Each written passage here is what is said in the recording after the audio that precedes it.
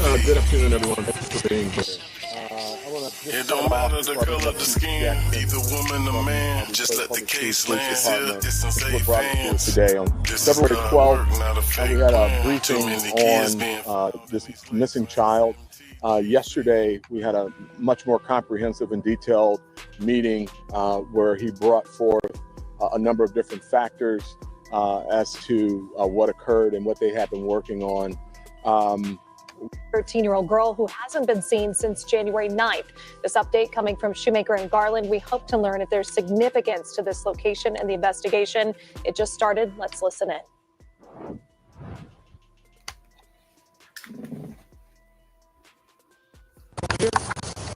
Welcome in, Bronze. Shout out to everybody in the building. Please be sure to smack that thumbs up and subscribe to the channel. Thanks for being here. I want to just start off before I bring up Chief. So we're gonna be talking about ZIYAH Harris, and I wanted to go over this. I wanted to go over this press conference that they had in the beginning. Like my last live stream, I mentioned February 14th, and I couldn't remember what happened that day. And so what happened that day was the press conference. And also I want to go over it because we've been talking about like the commissioner, Tamara Liberty Smith, how Shannon tried to act like she didn't tell her what she said as far as ZIYAH. I ain't gonna lie, she's ran away before or she's done this before. And I just wanted to play this to see what was going on. And then you can see how close they were too. Like, how do you even forget this?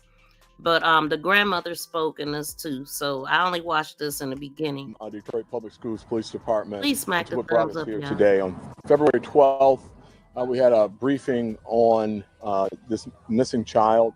Yesterday, we had a much more comprehensive and detailed meeting where he brought forth a number of different factors as to what occurred and what they have been working on.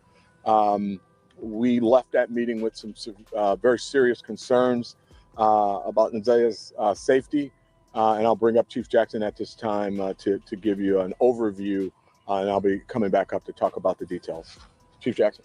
Good afternoon. Back on January 9th, we believe Miss ZIYAH Harris did not return home from school. She was a student at Clark Elementary. January 10th, her family went about the process of reporting her missing. We began our investigation at that point. We began working back, following through her on her last known steps, possible person she was in contact with, some of her school-age friends, gathering different information. As we began to work back through that information with our local, state, and federal law enforcement partners, information that we obtained has led us to this point here. At that point, we reached out to Chief White to let him know the developments that we had. And so at that point, we decided that this investigation had kind of gone past the four walls of our building, and Chief White stepped in to help us out. Chief White. All right, thank you, Chief. So again, after our meeting yesterday, we were very, very concerned. I made the decision at that time that we will take lead on this investigation. We'll be. So the meeting yesterday, that would have been February 13th because the day that this was posted is the 14th of February.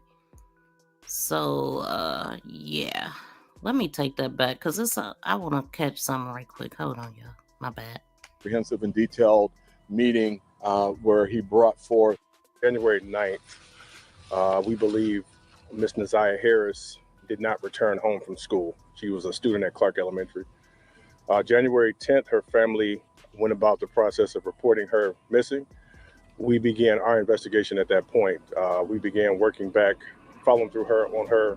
So they saying they began the investigation on the 10th, but we heard Wolf, who was retiring, and we seen what investigation they actually did in the beginning. And then Shannon, the messages that she was putting out, it was the 18th of January when she said the police was there yesterday. So that would put us at January 17th.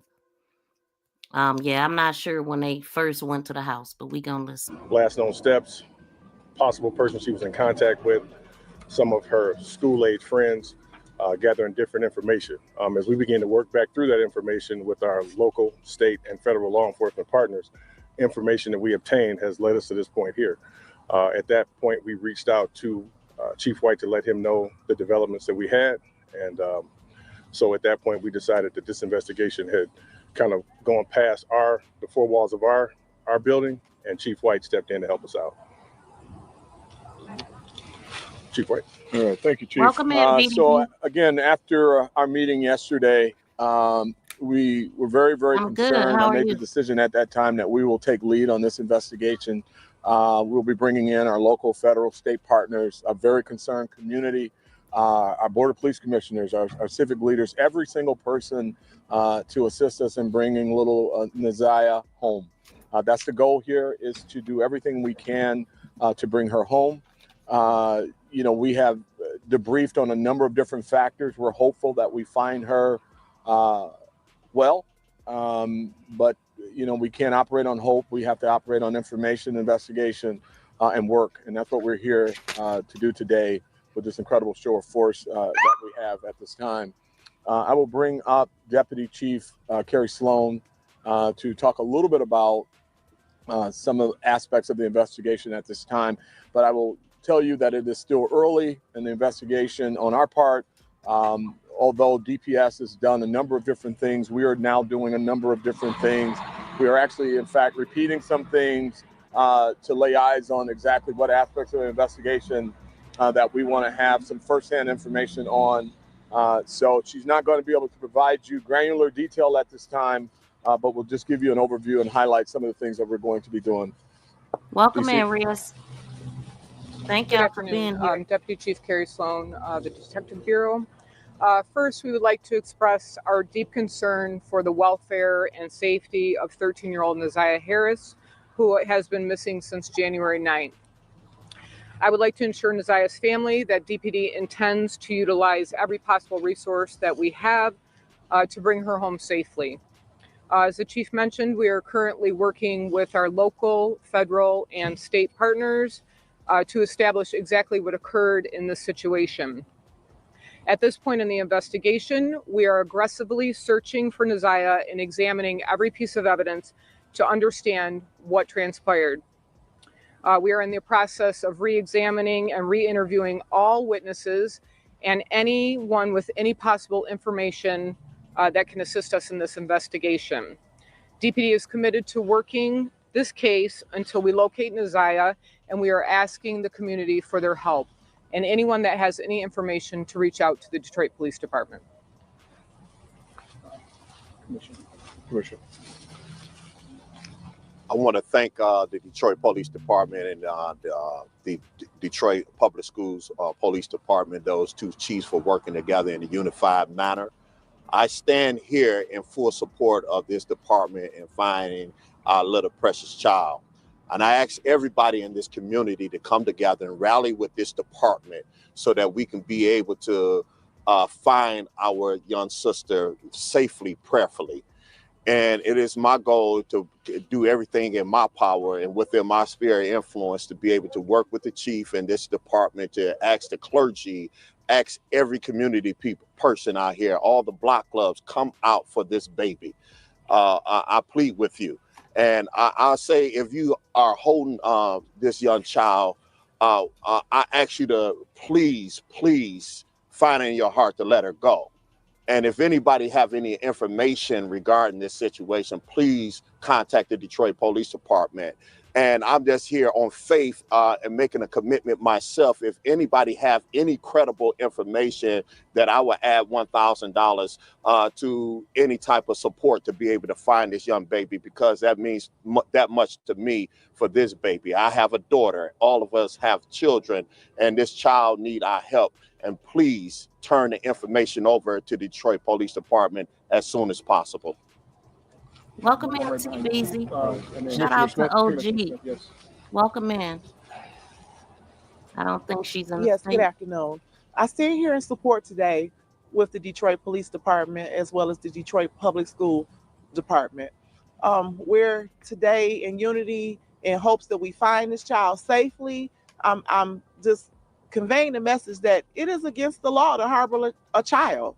If some Okay, so this is Tamara Liberty Smith, the one that Shannon didn't remember talking to or saying that she had run away before. And if y'all noticed, they're talking like this because they reported her as a runaway, and that's why they didn't do all the steps immediately. And plus, you know, we seen the guy that testified talking about he was retiring.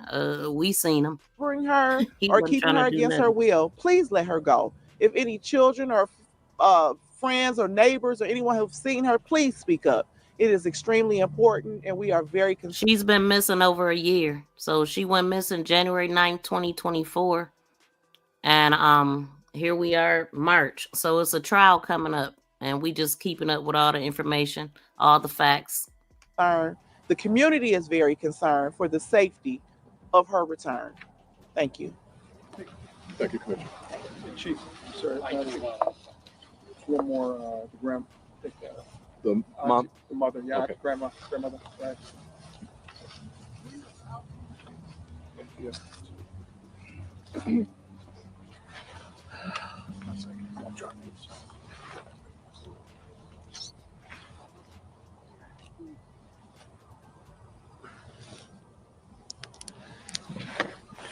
Yeah. Boo. I'm asking anyone that knows anything about my granddaughter, please contact the police department. She's been missing for a very long time. ZIYAH is a very sweet child. This is not of her character.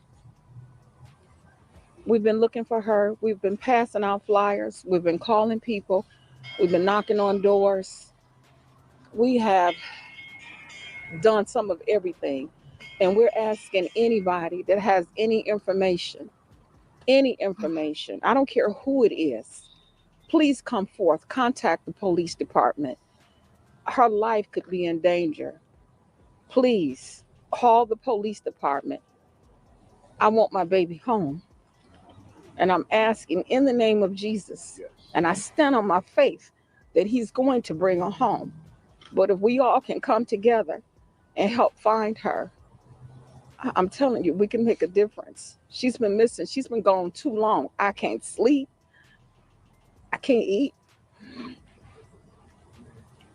Just bring her home, please. Yeah. I'm still waiting on the tears to even well up. And I noticed she didn't start pretending like she's gonna cry at the end until she said she couldn't eat. Yeah, them chains. Did you lose the key to the chains on the refrigerator? That's what I'm trying to figure out. Like, this is a bunch of baloney. You have info in that. Look, didn't she just say on the stand yesterday that we was playing that she said, and I did nothing. She said she did nothing. And so, yeah, I think the chains might have been, let me pull that up right quick, because I just put it in here. So this is the refrigerator. With this is why she probably was hungry, because, you know, couldn't eat because she lost the key, maybe. Then they got a freezer or refrigerator sitting back there. And then this was just normal. You know, ZIYAH would dance in front of the refrigerator, showing the chains to the world, pretty much. And so there we have it. But this little girl, she didn't seem like what she was. She didn't act like what she was going through. At least the images we can see online. She seemed like everything was normal, because I guess it had become her norm. And then this picture, take a look at these. So I noticed, you know, when I first looked at this picture, before I zoomed in on it, I've been meaning to put this out for the longest, but I noticed that it was a curl. Like, that's her hair. And a lot of people may have thought that it was a bruise. It is a darker mark on her forehead under that little curl. But I had mentioned that before. Now that, I don't know. Okay.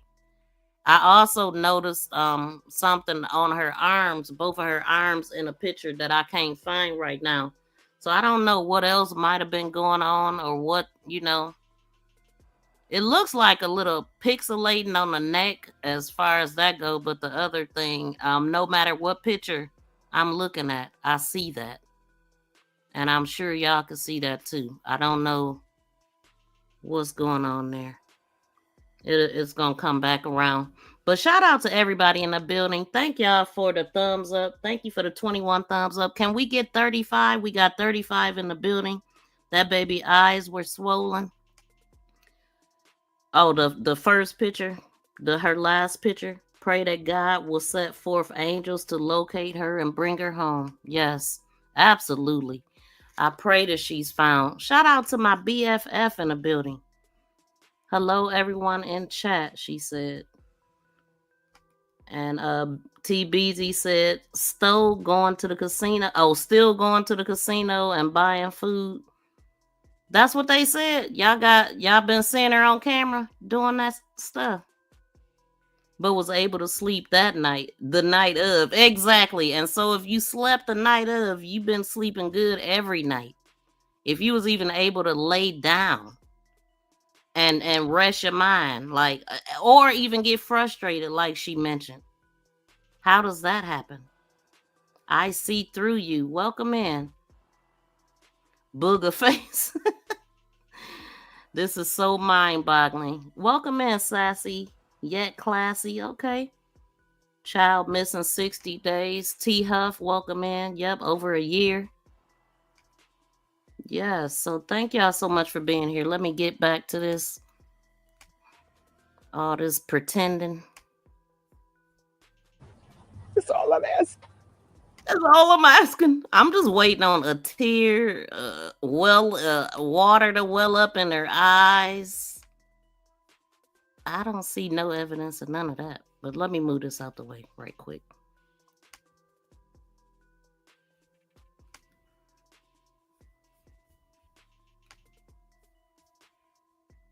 I can't sleep. I can't eat. See how emotional she allegedly got about the food? She's plugging her nose. I don't know. I ain't feeling it. Let me let it play. I want my baby home. You sure? And I'm asking in the name of Jesus. Yes. And I stand on my faith that he's going to bring her home. We seen her faith cussing and praying at the same time. So that's a little shaky grounds there, Nana. Real, a lot of gravel on your faith. Now, of course, somebody knows something. It would have been Jarvis. All they had to do was go to the shop. They would have seen her sitting in front of the building in the car, going in and out of in and out of the shop, which I believe she was going in and out of the shop, of the store, to go to the bathroom. Because if you remember, his sister, when Jarvis's sister was there, she noticed her getting in and out of the car, and she had to go to the bathroom. So I don't know why her and ZIYAH didn't run into each other if they was both in that little old store. And I'm thinking that ZIYAH had to been going to the bathroom, because I don't think she had money to keep going in and out of the store. She was, prego. So that's what I believe that was going on. But it don't make sense that the sister didn't see her, though. Once I was able to see the gas station and how little it was, I'm like, how did she miss her? How did she not see the front of her? But anyway, I mean, it was just a thought in the beginning. But, the only one that's on trial is welcome to the block party. I see old Ed then got hit. I'm sure he was acting a fool. Let's go. But if we all can come together and help find her, I'm telling you, we can make a difference. She's been missing. She's been gone too long. I can't sleep. I can't say we could make a difference. That didn't even make sense. Eat. Just bring her home, please. Yeah. That's all I'm asking. Ain't nan tears. Thank you. Thank you, man. Not yet. And one more, Chief. One more. That's the thumbnail that I got too. Just happened to stop it right there. But she dang near hung up on Mark when he was trying to get her to come on his show. She was not trying to hear it at all. Look, she trying to muster up a tear or two. Squinting her eye. I still don't see no tears. None. Shannon put on the blockers so you couldn't see her eyes.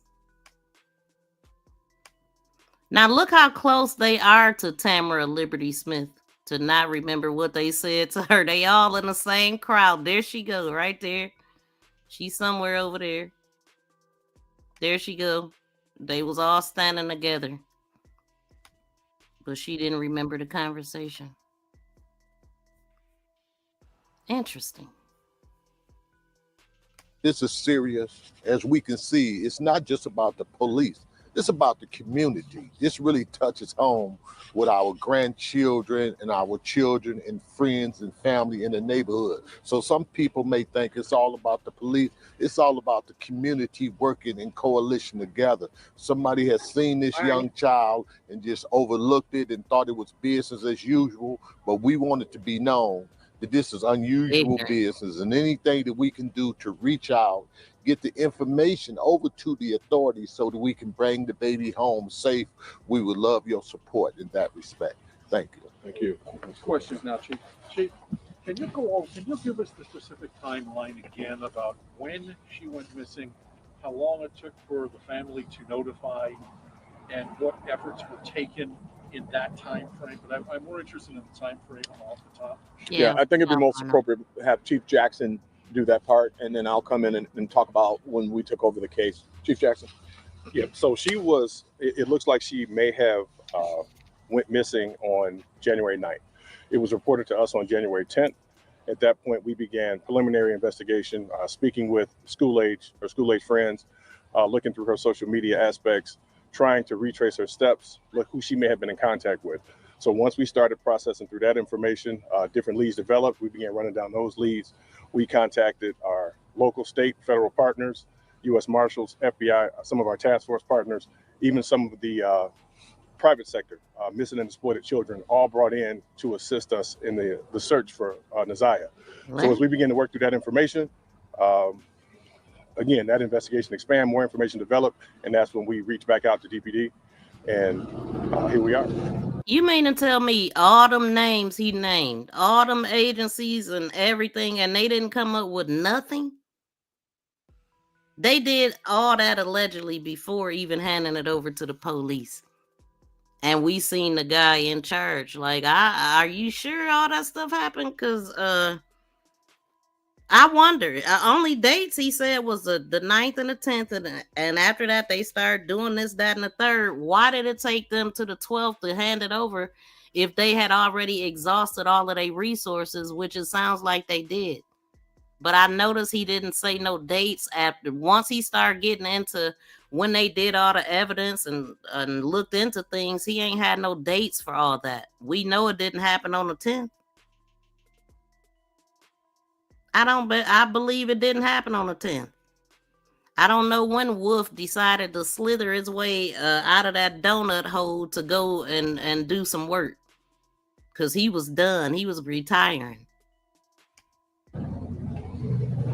So obviously, you think if there's some sort of foul play here, we wouldn't be doing a grid search. So help us with what it is you can tell us about that. We're not ruling anything out at this point. Just based off the information that we had, let us hear. We're running down every avenue. We don't make assumptions. You know, we can't speak to anything that we don't know. Only the information that we have, and that's what we're working through. Are you going to be searching in this area? It's going to take us here, outside of this community. Any information as things develop, you know, we could be coming to a community outside of Wayne County. So just as those leads develop, we'll follow them up. Will there be just one search today, or will it be more than one? There'll be multiple searches. Can you say where? No, not at this time. Well, searches didn't even start until now. That's what I'm hearing. And this is February 14th. So what did all those agencies do that he named? I mean, I don't even remember all of them. My ears kind of go off when they start doing that. because especially when you know that didn't a damn thing move until the actual police got involved. Interesting. Die. Can you talk about what is involved in a grid search? Are you knocking on doors? What are you doing? Yes. Simple answer to that is yes. It includes speaking with people in the community, business, following up at businesses, canvases, handing out flyers, all of those things. Oh, well, never mind. This the real police, right? So this is the 14th. So this is okay. Didn't nothing start moving until they got it. So the 13th is when they asked Shannon Jones, the lead investigator, to look into it, and then this is their response after that. So the school ain't even speaking, right? And I think that's where we at, because this says Chief of Police, Chief LeBritt Jackson, the Detroit Public School Community District Public Safety. I don't know. Cause I don't think nothing happened, and I know that nothing happened until the real police got involved. So, because if they did all that, why wouldn't they have handed over as soon as they exhausted all of that? Why would they have it for a freaking month? Over a month, actually. A month and what, 3 days? 3-4 days? Things are part of a grid search. Can you say what might have led you here, and how far away from here does the child live? Just based off the information, this is some of the information that was developed that led us here. So not to get into some of the intricacies of the investigation. So they led there by his phone pings and locations. But some of the information, because we know that's the first thing that Shannon did, the lead investigator. She got it on the 12th one and talked to talked to King, found out about the phone, put that jail call and all that stuff by then. Information that we had led us here. Okay, she goes to a school. How far is the school from here? Several miles, perhaps. And is there any reason to believe that she would come here other than on her way to school? Again, we don't know ZIYAH, her comings and goings, other than the information that we had developed at that point. Are there any suspects at this point? No, not at this time. Do you have any reason to believe that she was abducted against her will, or had she gone with somebody known willing? Initially, no. We don't believe that initially there was an abduction. We do not believe that. So you think that she went with someone? That information that we have, we're processing through all of that information. As Chief White said, we're re-interviewing a lot of the people that we've already spoken to, just to get as much information, concrete information as we can. So he did say he didn't think it was an abduction. So I'm thinking, because I know that they talked to her friends, and I remember the grandmother saying in court, if we can believe anything she said, but she said that the students, some of her friends said she went the opposite direction instead of going in their direction. But then we heard the bus driver say that they seen her going in the house. We don't know, but let's go. And does anybody in the school have an understanding? In other words, can we say who it was that last saw her physically? The information we have, some of her friends, some of her classmates, okay, were some of the last to have spoken with her. Okay. Did they see her like leaving school? Yeah, we know that she physically left the school. Okay, and once again, it's early in the investigation. We're just going to close it right now. For questions regarding this, for separate questions, we'll go. We have just one more question. Has she been seen in reported in any other community? We don't have any information to give us that at this time, no. All right. Okay, thank you so much.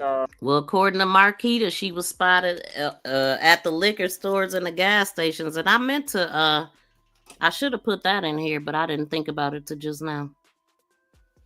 And everybody else, Chief, if you can just stand by for the separate questions for this. Thank you all. And I know we're going to just stand by for a minute, okay? All right.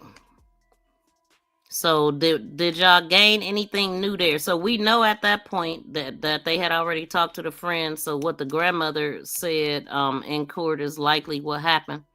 So the part that I wanted to go to is Shannon's part when she was reading those text messages. I've been saying pretty much since I started looking at this, but I was gonna post this comparison to find out what text messages she was looking at when they asked her was those her messages.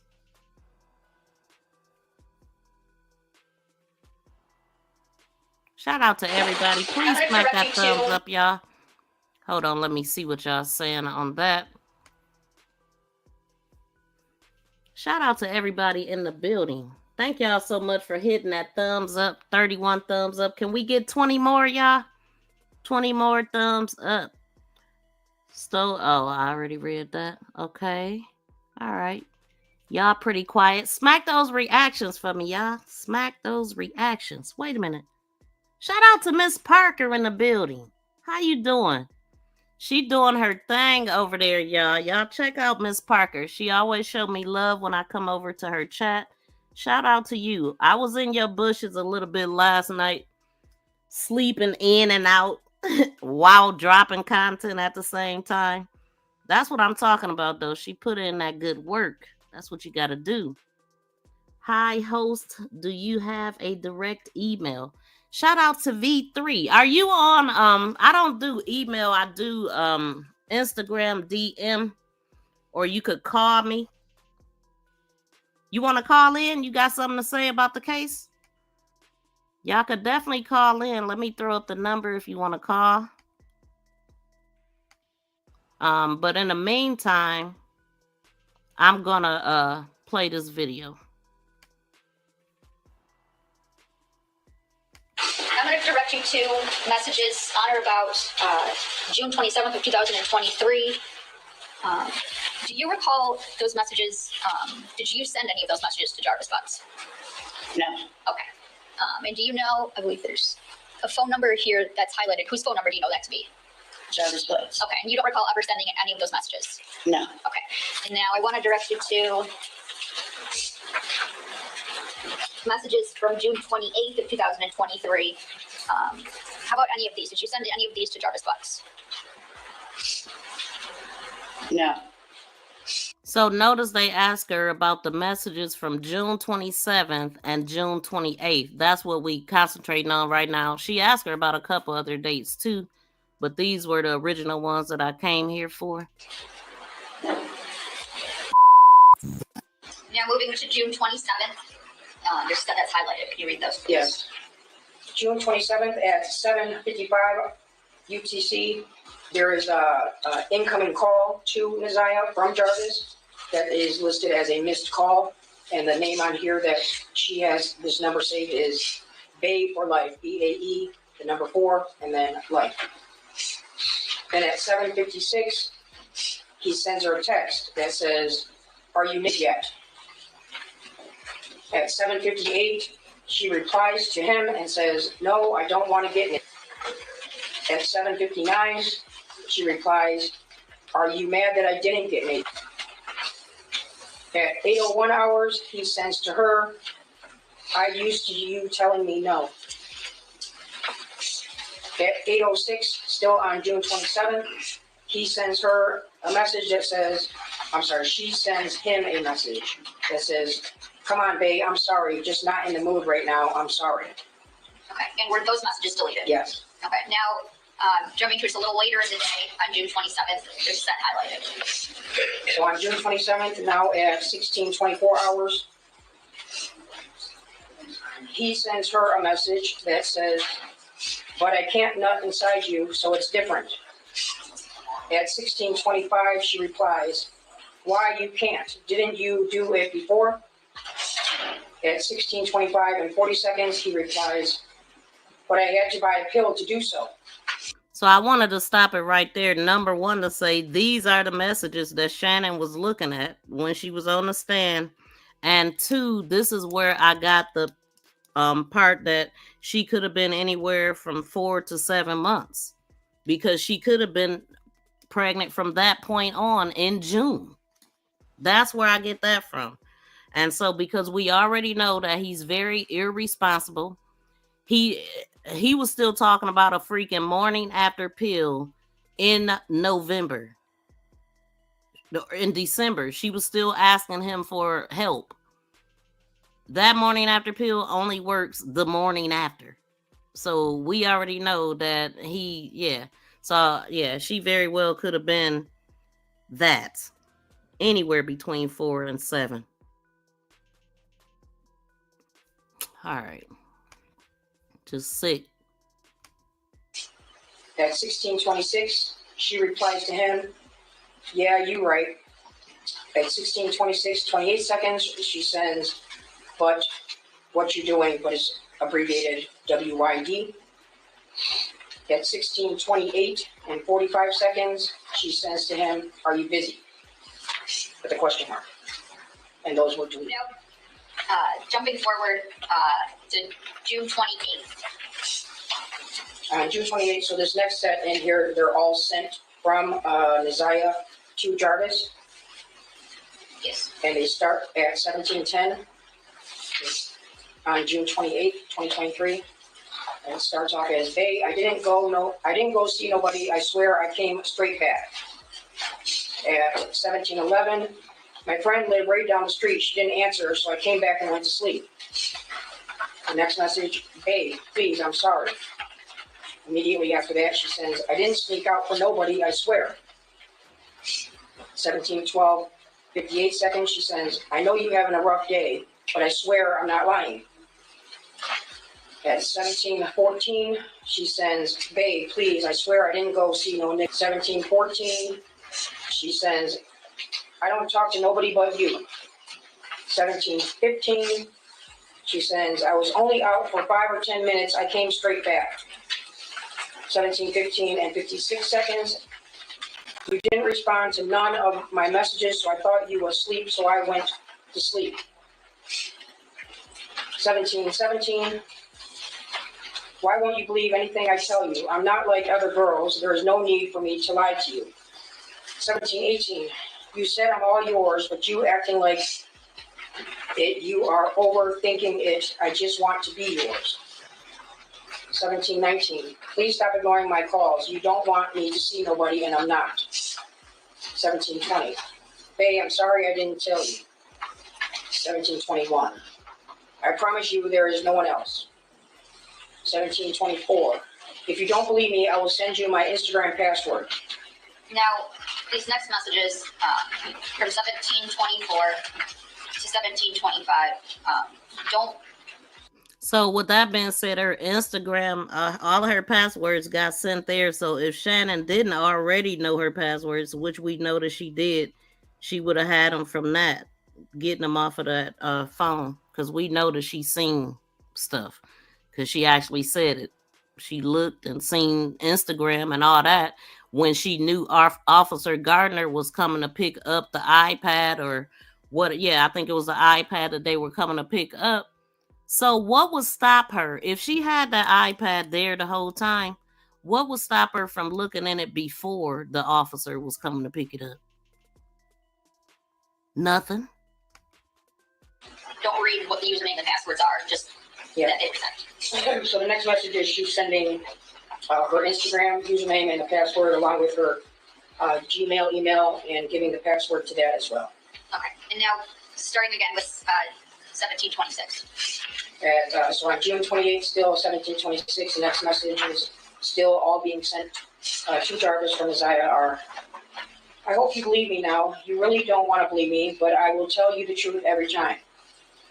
Immediately after that, "I just want to make your day better, babe. I'm sorry.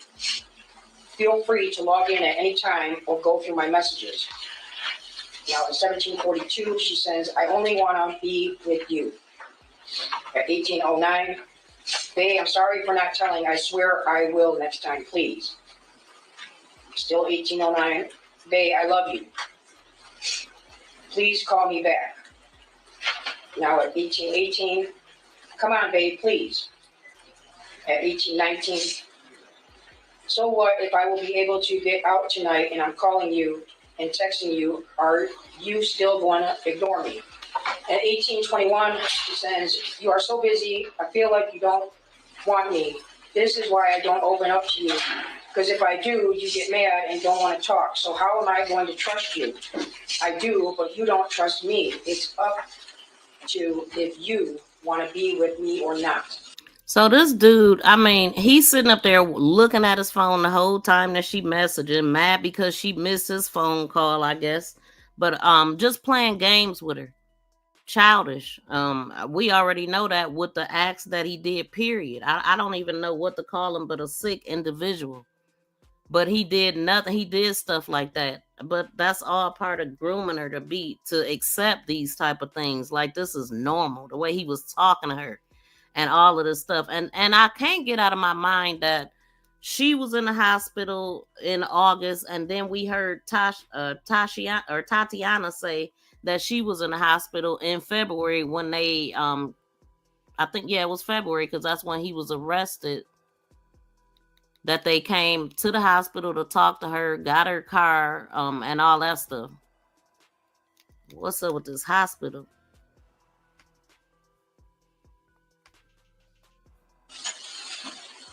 At 1845, she says, I didn't do anything wrong. I don't get why you're so upset. At 1846, all I tried to do is make you happy, but clearly I'm not enough for you. Cut me off. I don't anymore. You FRL, for real. Never even fucked with me. All I want is you to love me. At 1847, I tried so hard, but you don't understand that. I'm sorry if you feel like I'm cheating, but I'm not. I gave passwords and all that in all. What more do I have to prove I'm not cheating? So one thing I wanted to say that we could all admit that looking at her pictures, she looked totally different in all of her pictures to me. I mean, I've noticed that before, but looking at them like we was just looking at them and then pulling this one up, even the ones that, I mean, she just looks so different in all of these pictures that I don't really know what she looked like. Okay, so I see somebody calling. I can answer now.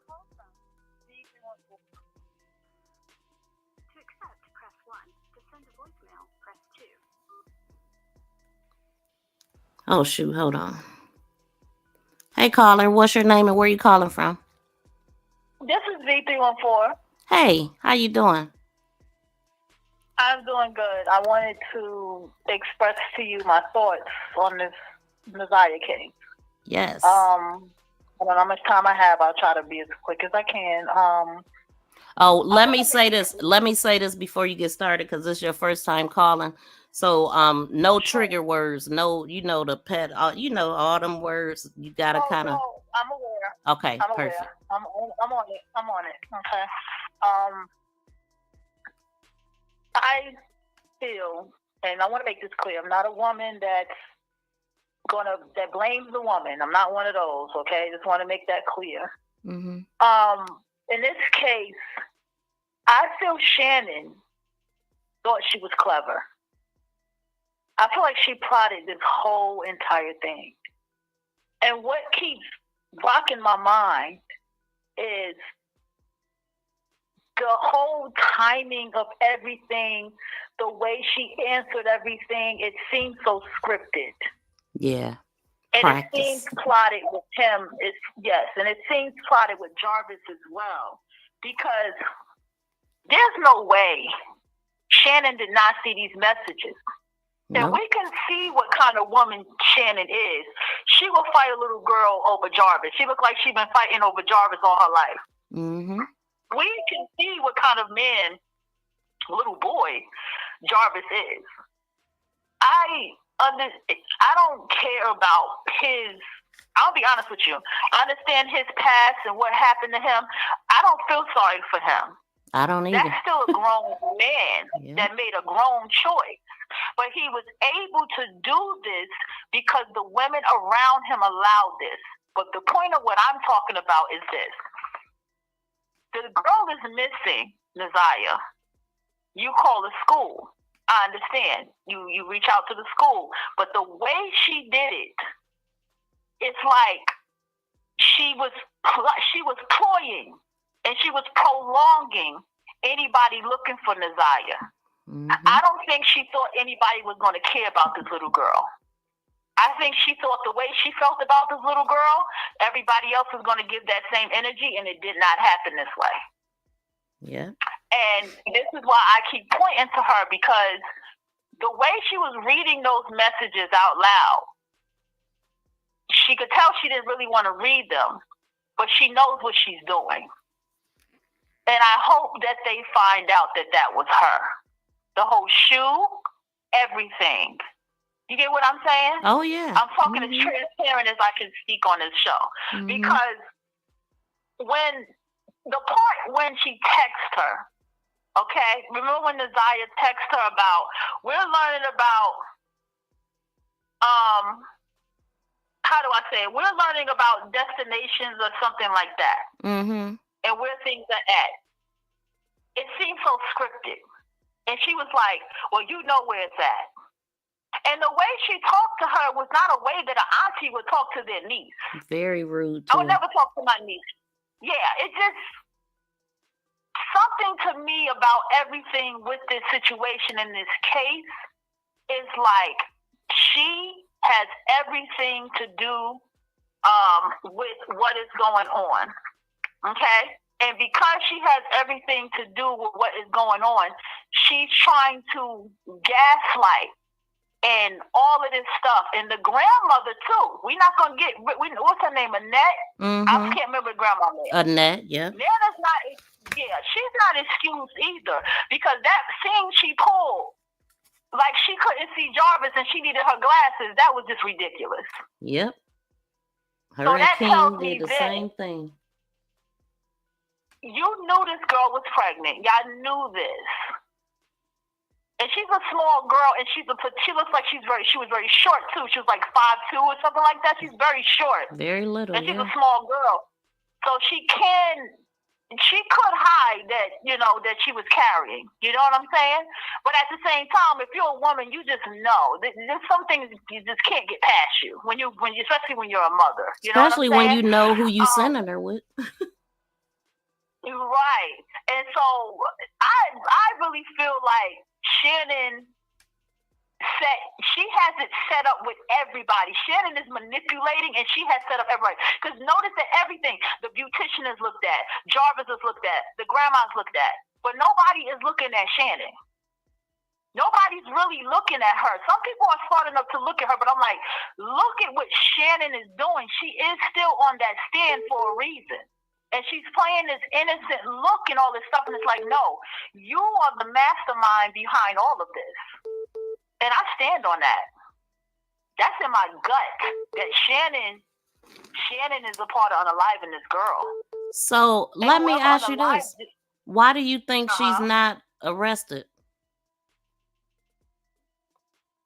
Because it's so much stuff going on around it that everybody can look past Shannon. See, the guy who busted in that door ran Shannon down, he's smart.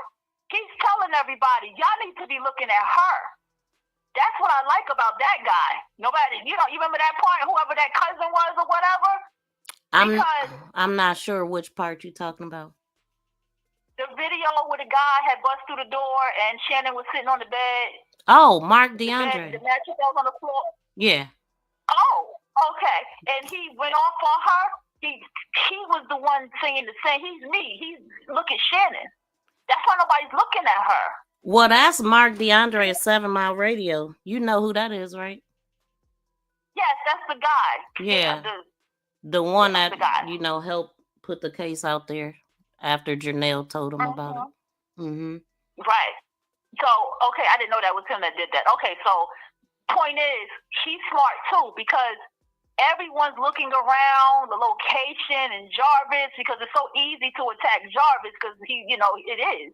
And the text messages, it is. But Shannon is the mastermind behind this stuff. I'm telling you, she did all of this stuff because the thing, what she did didn't make sense to me for somebody who loves somebody, for someone who cares about somebody. We are in an age where children have phones. You're on their phones. They can be on the phone with you while they're on their way to school from school. I'm a parent. I did it.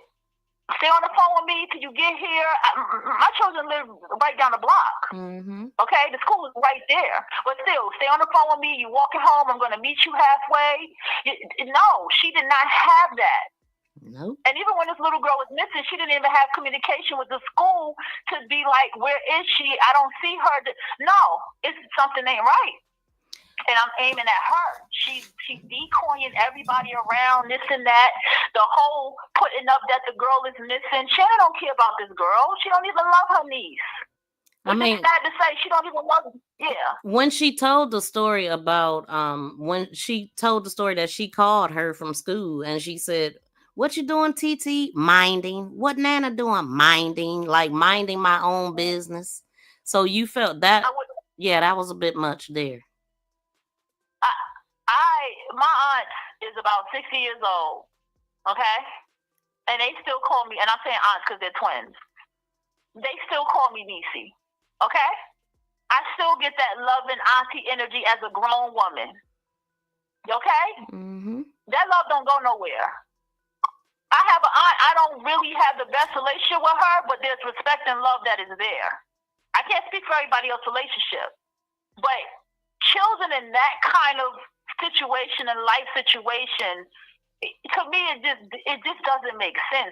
Shannon got some deeper stuff with her, and she's one of those that I can look at her and tell she's one of those that will fight her own daughter over a man, or you know what I'm saying? Oh, like yeah.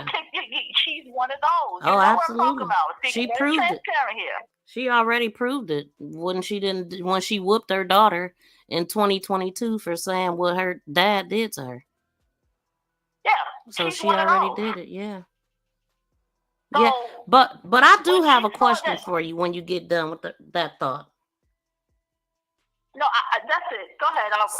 This is your show. I don't want to take over. No, I really want to know because you're not the only one that feel like she was the one that actually did this. So if you could give a scenario that would put her there and them not able to track her there, like how would she be there and they not know that she's there? Shannon is, anybody who's ever listened to me, I study dark psychology and styles of manipulation tactics. Okay? She's very highly manipulative in a way where Shannon knows Naziah's life situation, right? That's her ploy.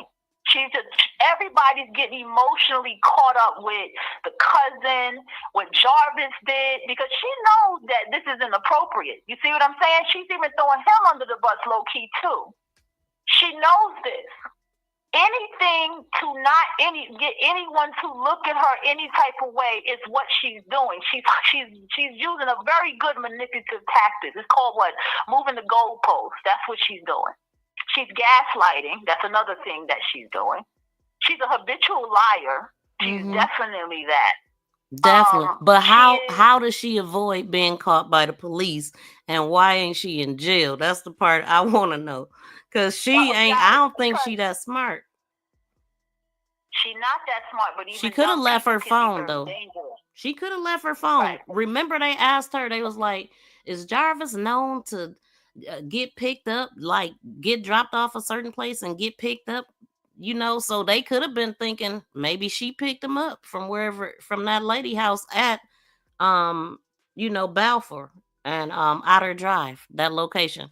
And when Naziah asked her about that location, Shannon gave way too much information. We gonna play that part. She gave way too much information. She's like, Naziah asked me, I was getting out the shower, and when you do all that, that's a lie. Like, so she was at home when she asked her that question. And then she claimed that it was the week of, not the day. Shannon you don't have to be smart to be a good manipulator. Let me make that clear. You could be as stupid as ever.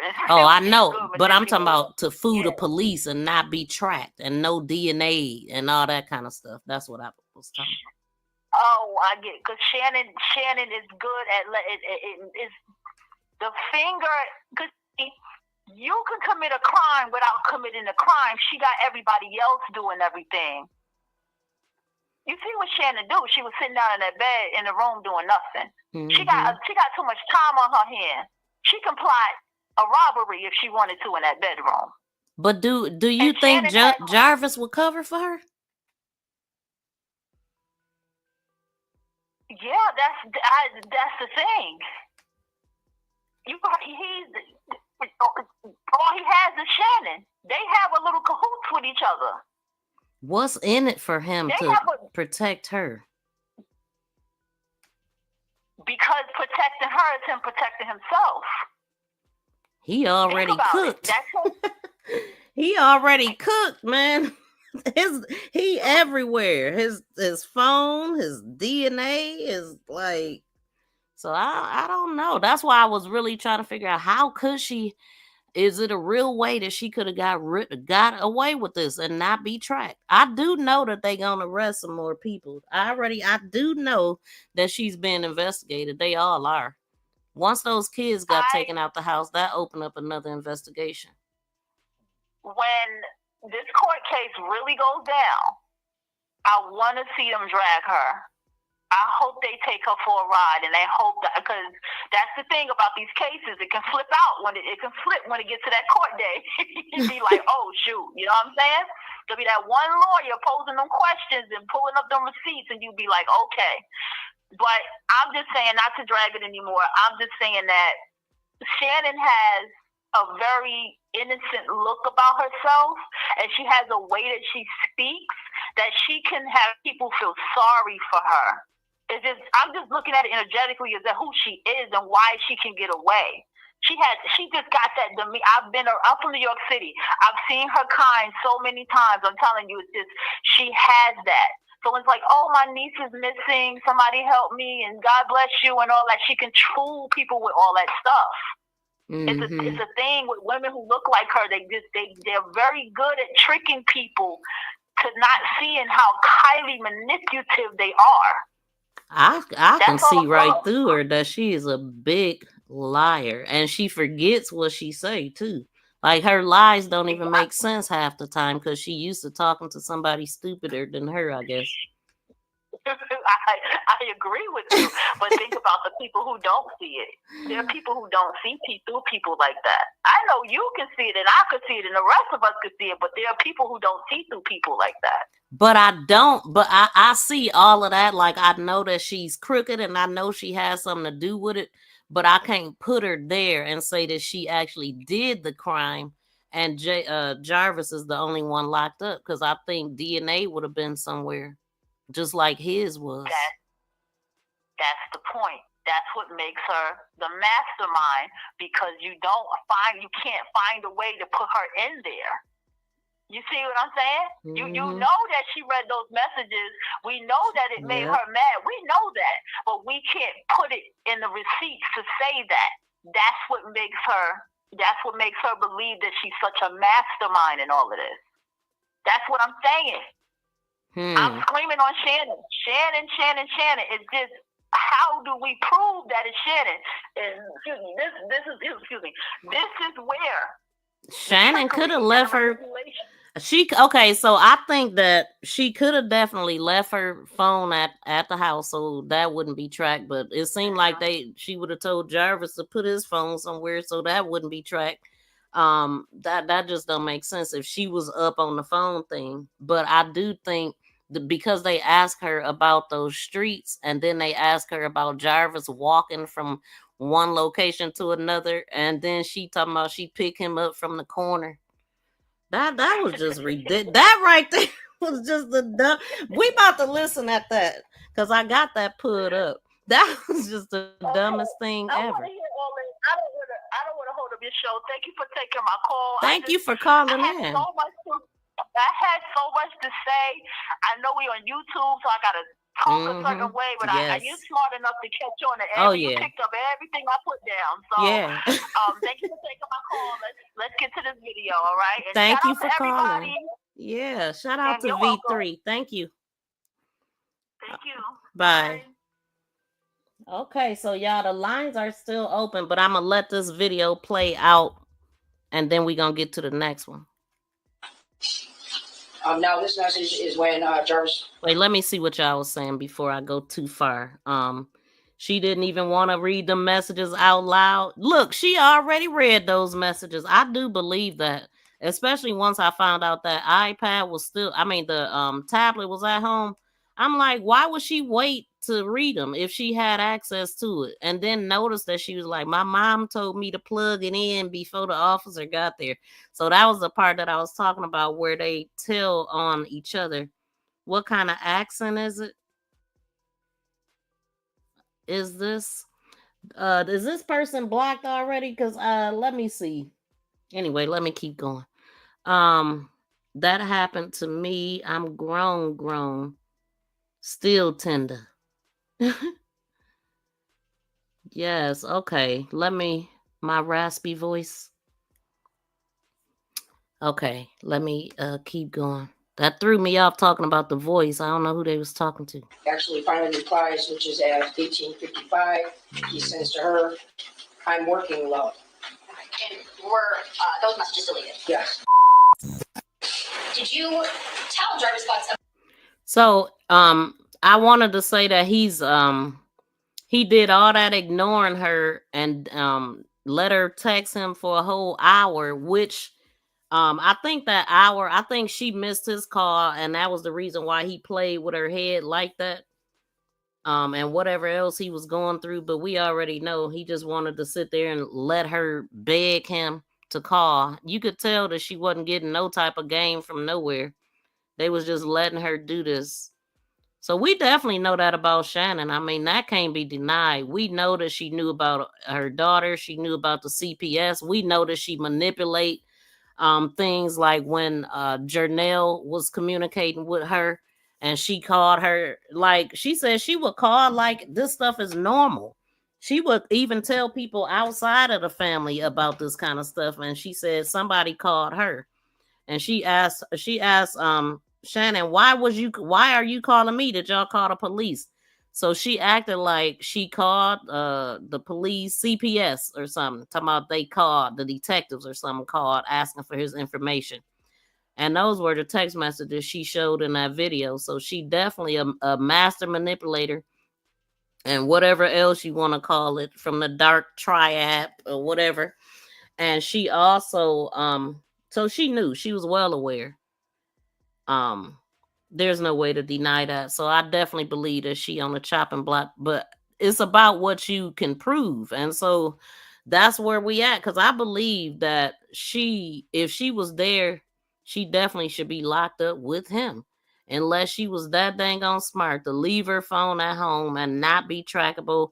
They didn't have no footage nowhere. They did say that Jarvis was, wait, how did they word that? I know that Jarvis signed something to go into the hotel, but I remember, no, I think that was Roxy talking when she said they were seen going in the hotel but not out. But I don't know if I heard official. I gotta look for that because now I'm confusing myself. Let me let this play. Just forget everything I just said. Anymore, you FRL, for real. Never even fucked with me. All I want is you to love me. At 1847. I tried so hard, but you don't understand that. I'm sorry if you feel like I'm cheating, but I'm not. I gave passwords and all that in all. What more do I have to prove I'm not cheating? Now this message is when Jarvis actually finally replies, which is at 18:55. He sends to her, I'm working, love. And were those messages deleted? Yes. Did you tell Jarvis Bucks about not being able to locate ZIYAH on January 9th, 2024? Yes. And tell me, how did you tell him that? I called him. He didn't answer. I sent him a message asking him, has he seen Tuda any whereabouts? And I said no Tuda, and he responded back. Oh, I didn't hear what you said. The last part. I had I texted him. Well, at first I called him. He didn't answer. The second time I sent him a message. Still no Tuda. He replied back, oh wow. Okay, thanks. That just didn't even make sense for a phone call. I mean, she called. Now, allegedly, this was the first time calling him. You call and he didn't answer, and so you leave a message, and then that's what you say, and that's y'all first time talking about her being missing. That didn't make sense to me. I'ma play it one more time. This video I got in here. Let me see. Cause did that make sense to y'all? Did you tell driver spots about not being able to locate ZIYAH on January 9th, 2024? Yes. And tell me, how did you tell him that? I called him. He didn't answer. I sent him a message asking him, have he seen Tuda, any whereabouts? And I said no, Tuda, and he responded back. Oh, wow. I didn't hear what you said. The last part. Last part, I texted him. Well, at first I called him.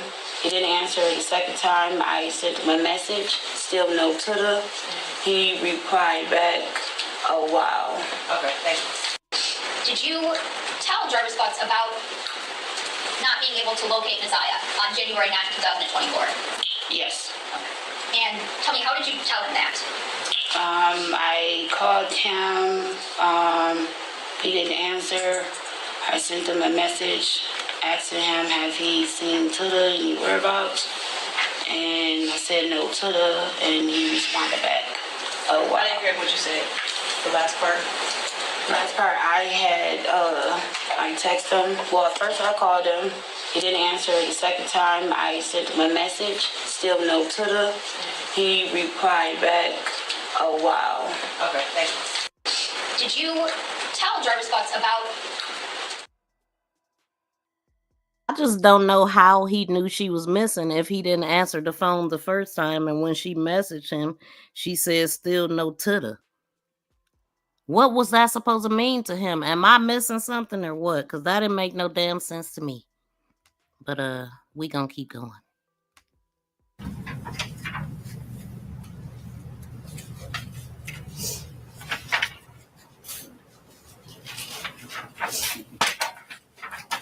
Now, something happened July 2nd and some other day. I gotta look up. What about any messages from July 2nd of 2023? Did you send any of those messages? No. Notice how she looking and saying it. She want to read them all. Look at her. You know you didn't read them.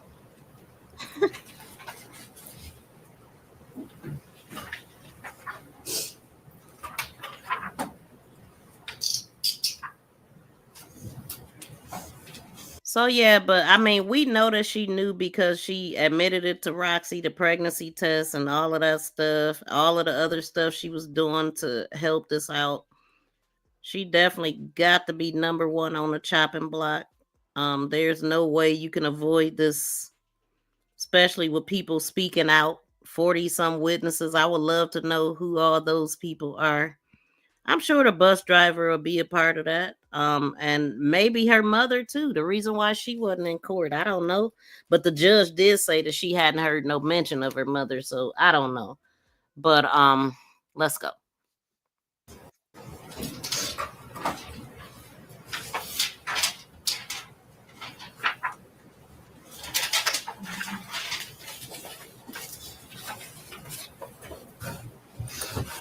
Let me see something right quick, because I got both of them up, I think. Oh, no, I don't. Never mind. But I can, though.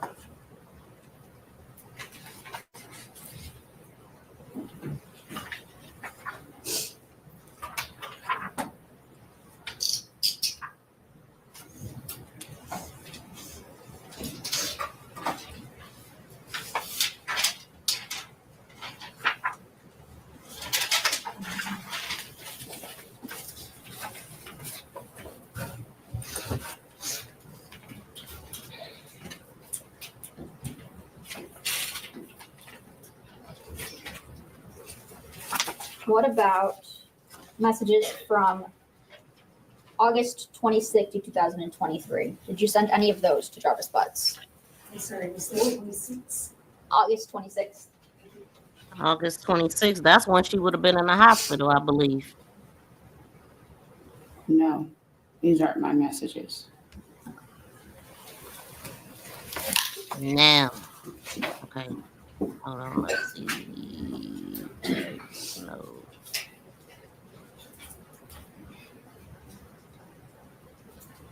Did Jarvis Bugs ever tell you that Neziah texted him to meet up on January 9th, 2024? No. Now, Jarvis clearly said that in his interrogation video. Let me see if I can go straight to that part. But I think I played it yesterday. But he said, I told my kid's mom that she called me from this number. See, like I said, they don't ask these questions for nothing. So everything that they ask and hear is stuff that they gonna be able to or try to prove in court. Everything. But he's like, yeah, she knew. I talked to my kid's mother about that. She called me from this other number. Yeah, I was supposed to been picking her and my daughter up from the house on Bedford. So yeah. But of course I ain't gonna be. But y'all, I'm sure if y'all been watching me, y'all know what I'm talking about because I got it. I definitely got all that. Jarvis admits right here. So that's when I first picked them up at that house, at their grandmother's house on Bedford. Okay. From time to time, I had jobs with them, and I did tell them the day. Let me see, because the location she didn't put at my grandma's house. Yeah, they're supposed to be at because they got out of school at whatever time. I was waiting on my daughter to get out of school. Tell us more, sir. I first picked them up at that house. Y'all hear this? Like I said, dude already done told enough. Like, I don't even know why more people didn't get arrested. I mean, maybe nah. I don't know. I feel like some of these folks should have already. She was so pretty. Yep. Added this is a small area where everyone knows each other. I don't know about that. About Detroit being a small area. Or unless you're talking about they stomping grounds.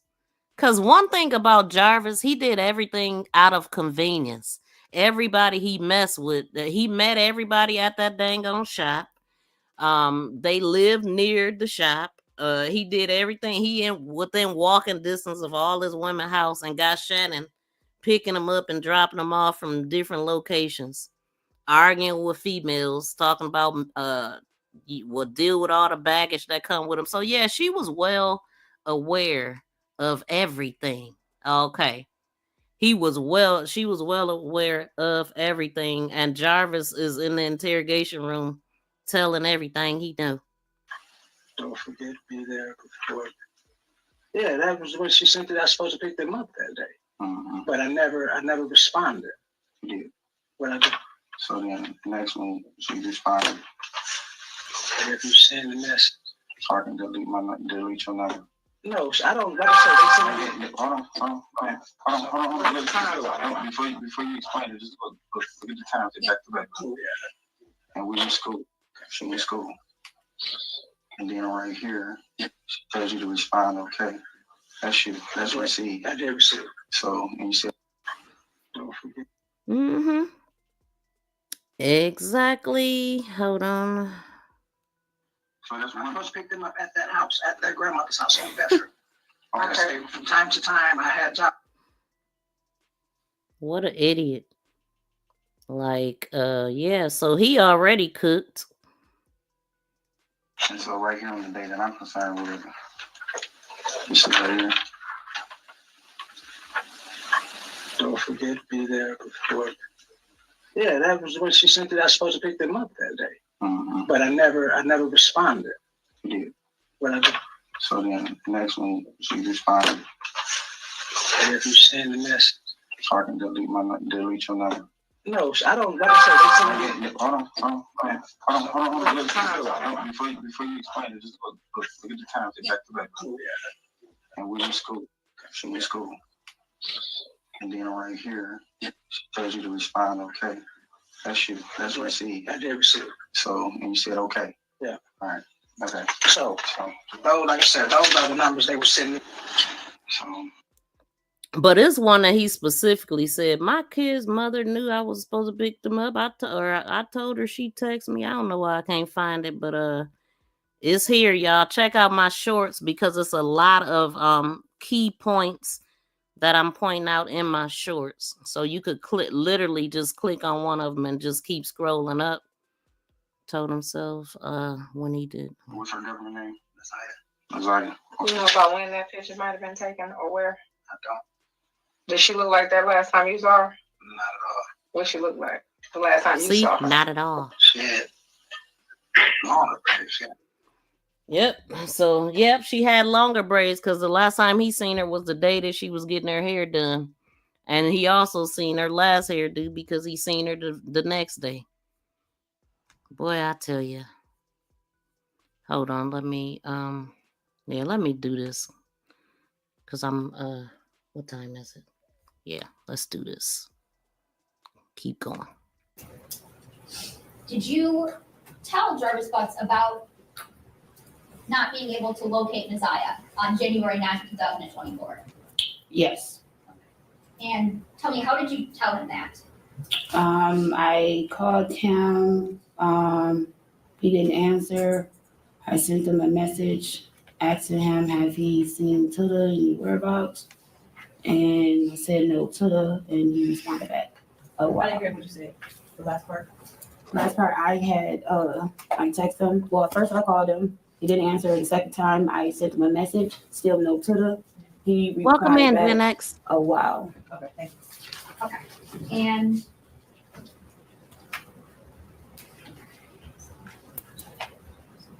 You don't supposed to be picking up any kids. Exactly. Look, and that's the other part, BFF, because I'm like, okay, remember when Annette was on the stand and she was like, well, he don't be in my house, and if does ZIYAH be out there with him when he pull up? Well, yeah, if Shannon outside, all of that was voided as soon as she said that this man picks them up. He picks them up. Really? So he takes them away from home. Yeah, okay. They all knew. Yes. They all knew. And just for record references, I'm showing her what's going to be proposed, People's Exhibit 48. Ms. Harris, those text messages that you just referenced, do you see those on this page?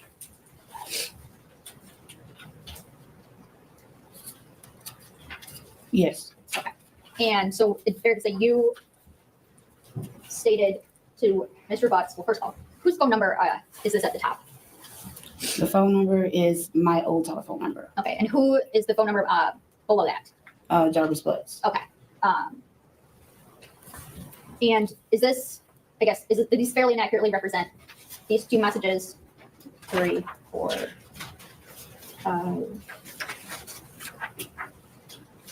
6 messages sent between you and Mr. Butts on January 9th, 2024 through January 11th, 2024. January 9th through the 11th. The first page is, yes, it's correct. January 9th through the 11th. Okay. Second page.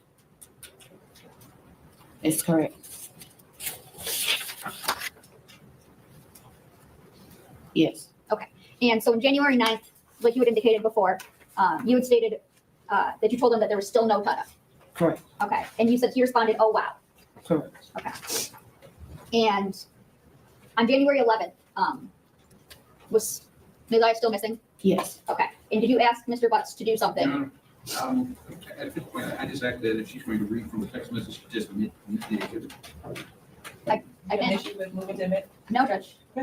These fairly and accurately represent text messages between you and your phone to Jarvis and his phone between, well, they start back earlier.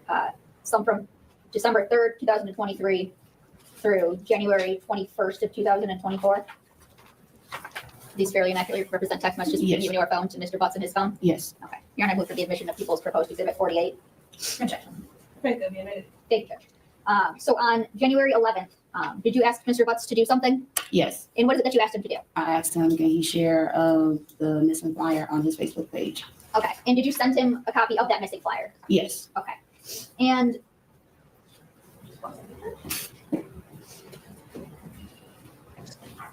So she's steady talking to the man afterwards too. she's December 3rd, the just a little 26th of bit. January. On December 3rd, 2023, do you recall sending messages asking Mr. Butts if he needed ZIYAH for anything?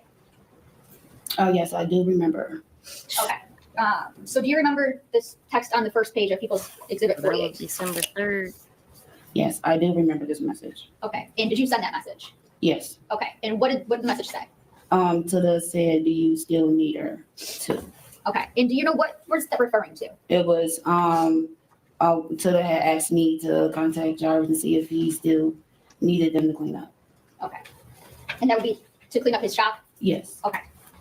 And to fast forward, on January 21st of 2024, you sent some messages to Mr. Putz. Is that fair to say? Yes. Okay. And can you read these last 3 messages? These last 3 messages is to be honest, these messages I seen into the inbox to you. I really don't know what to believe anymore. Stay away, Ramon. I mean it. The next message is I don't know what to say. Where Tilla is on. Says this shit doesn't sit right with me. Call it what you want. I'm good. Period. It says this for life, nigga. I thought about it. And you can pass it.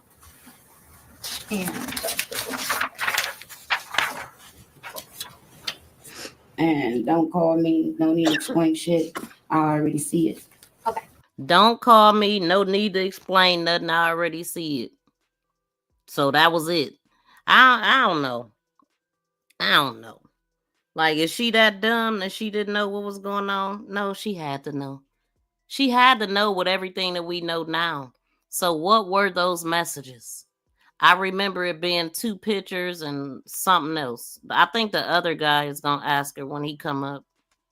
So you were referencing some messages that you saw in Tada's inbox. Correct. Tell me, how did you see some messages? Well, first of all, where these messages, where were they at? The day of Officer Gardner came to pick up Naziah's tablet. My mom asked me to put it on the charger. I put it on the charger. Officer Gardner, after that, Officer Gardner called and said she's on her way. Without saying what? Okay, I'm sorry. The officer had called and said that they was on their way to come pick up the tablet. Okay. So Sustained, as far as you're saying. yes, thank you, Judge. Okay, continue. So before the tablet was picked up, I looked inside Tilla's tablet. She has 2 passwords that I normally know. So one of them is referenced for her brother's birthday, and the other one is referenced for my password. So I put the first password in, it didn't work. So I put the second password in. So the first thing I went to was Instagram, which I was scrolling. And I seen Jarvis Butt's Instagram page. I clicked on his page, and I seen 2 messages. Okay, and what were the messages that you saw? Who were they between, first of all? Naziah, my niece, and Jarvis. Okay, and what were the messages that you seen? It was roughly 2 messages that I have seen that I can recall. States. I'm gonna check through this as hearsay. They have not been admitted, annoying. and the messages themselves will be the evidence. Were they of any? Were the messages of a sexual nature? No. Okay, and you said you saw 2 messages. Yes. Okay, did you see anything else? It was 2 sent pictures, but you can't really make anything out. There wasn't nothing there, but it was a picture was sent. Okay. What did seeing those messages, what did they cause you to do? Well, when I see no messages, I called him and Jarvis Butts. Okay. Called him while he was at work, asked him, what is these messages I seen between you and my niece? And he said, what messages? Said it's 2 particular messages that states out and it's a picture. And he stated that, I don't know, these messages, I told him what the messages were, and he said it was probably our children was messaging him. And I stated no, because I know how our children will text. Okay. And reading those messages, is that what caused you to text Mr. Butts, yes. Mr. Butts, in that you see the messages in the inbox and you don't really know what to believe anymore? Correct. Okay. So was it the messages about them meeting that day? I can't remember what they were or if they told us what they were. So he sent 2 pictures and he messaged. She was confronting him, not worried about Naziah. Yeah, right. She showed, didn't she? She ain't said nothing about look, she told him, as a matter of fact, don't even explain nothing. No, you need to explain more. I remember playing this before. I'm like, what the hell you mean he don't need to explain nothing? No, he absolutely do. Your niece is missing. What? Like, where is she at? If you just found out allegedly that she messing with him, come on, man. Like, you can't be this stupid. And we know too much to believe that. I was trying to find where it was a one that said something about the detectives or the police being there coming yesterday. And then this say mama hasn't processed it yet, but lady is going through it. Mama processed it, she just didn't give a damn. She got on the stand and said she did nothing. Then Shannon said she was at home all day. See right here, it say January 18th, which is the same date that I wrote down, January 18th. Hey, cuz, nothing as of yet. This is Roxy texting her, asking her if anything, they found out anything. They asked us if we had any luck. And oh my God, cuz, say it ain't so. Look, cuz, nothing as of yet. The detectives came by yesterday morning, and this is the 18th right here, so I guess it was the 17th that they came by. But I'm wondering, is that the first time they came by? Wait, it was another one that said DPD been there all effing week, so I don't know what day they started. I don't think I got the date on that first one that I could see. I probably have to see right here. It says DPD came to my mom's house. They been here all effing week. But of course, I don't see the date. Let me try to move this. See if I kept the date or not. Why is this taking so long to move? I still can't see it on my side. Nope, it ain't no date there. Great. What? So when did y'all report her missing? So I think this was on the 11th. Because these messages were from the 11th through the 18th, I do believe. Yeah, Tuda is not Naziah. How would Kenya know all of this? So according to these messages too, like I didn't know at the time. So Kenya is Roxy's mom, and it don't appear that they were messing with each other. They wasn't talking at the time of these messages because of what she's saying right there. She was talking about Kenya. Kenya don't know. She said, let me see. Well, just this part, and there was some other parts. But Roxy was talking to her about Kenya as if this is not her mother. So anyway, I'm going to just stick to this.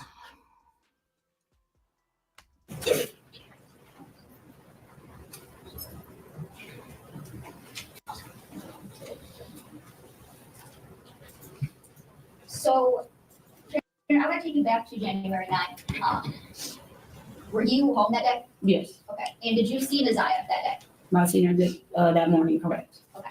And do you remember what she was wearing at all? Her coat and her uniform at the time. She had on some blue jeans. I don't really recall the outfit. I just know the coat she had on. And what was the coat that she had on? She had on, it was a 90s coat with all the characters on it. Okay. And you recall seeing her wearing that the morning of January 9th? Correct. And your Honor, may I approach people's argument at exhibit 2? Yes. I'm going to show you people's exhibit 2. Can you tell me, do you recognize a coat in this photo? Yes. And whose coat do you recognize that to be? Naziah's. Okay. Now, after you report.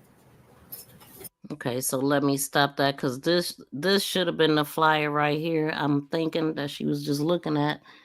And so yeah, this is what she allegedly had on. But like I said, Naziah looked different in every picture, including these. Like, I mean, even this don't look like the same girl. She looked younger sitting here to me. I don't know. Just it's off to me. But so in this thing it says that she was 5'2", 130 pounds. I don't believe she was 130 pounds. She looks super tiny, smaller than 130 pounds. But and then this is the other picture of the coat that also looked different. She looks so different on here, but obviously she was younger. This right here, she got these shoes on her birthday because I remember the grandmother's testimony.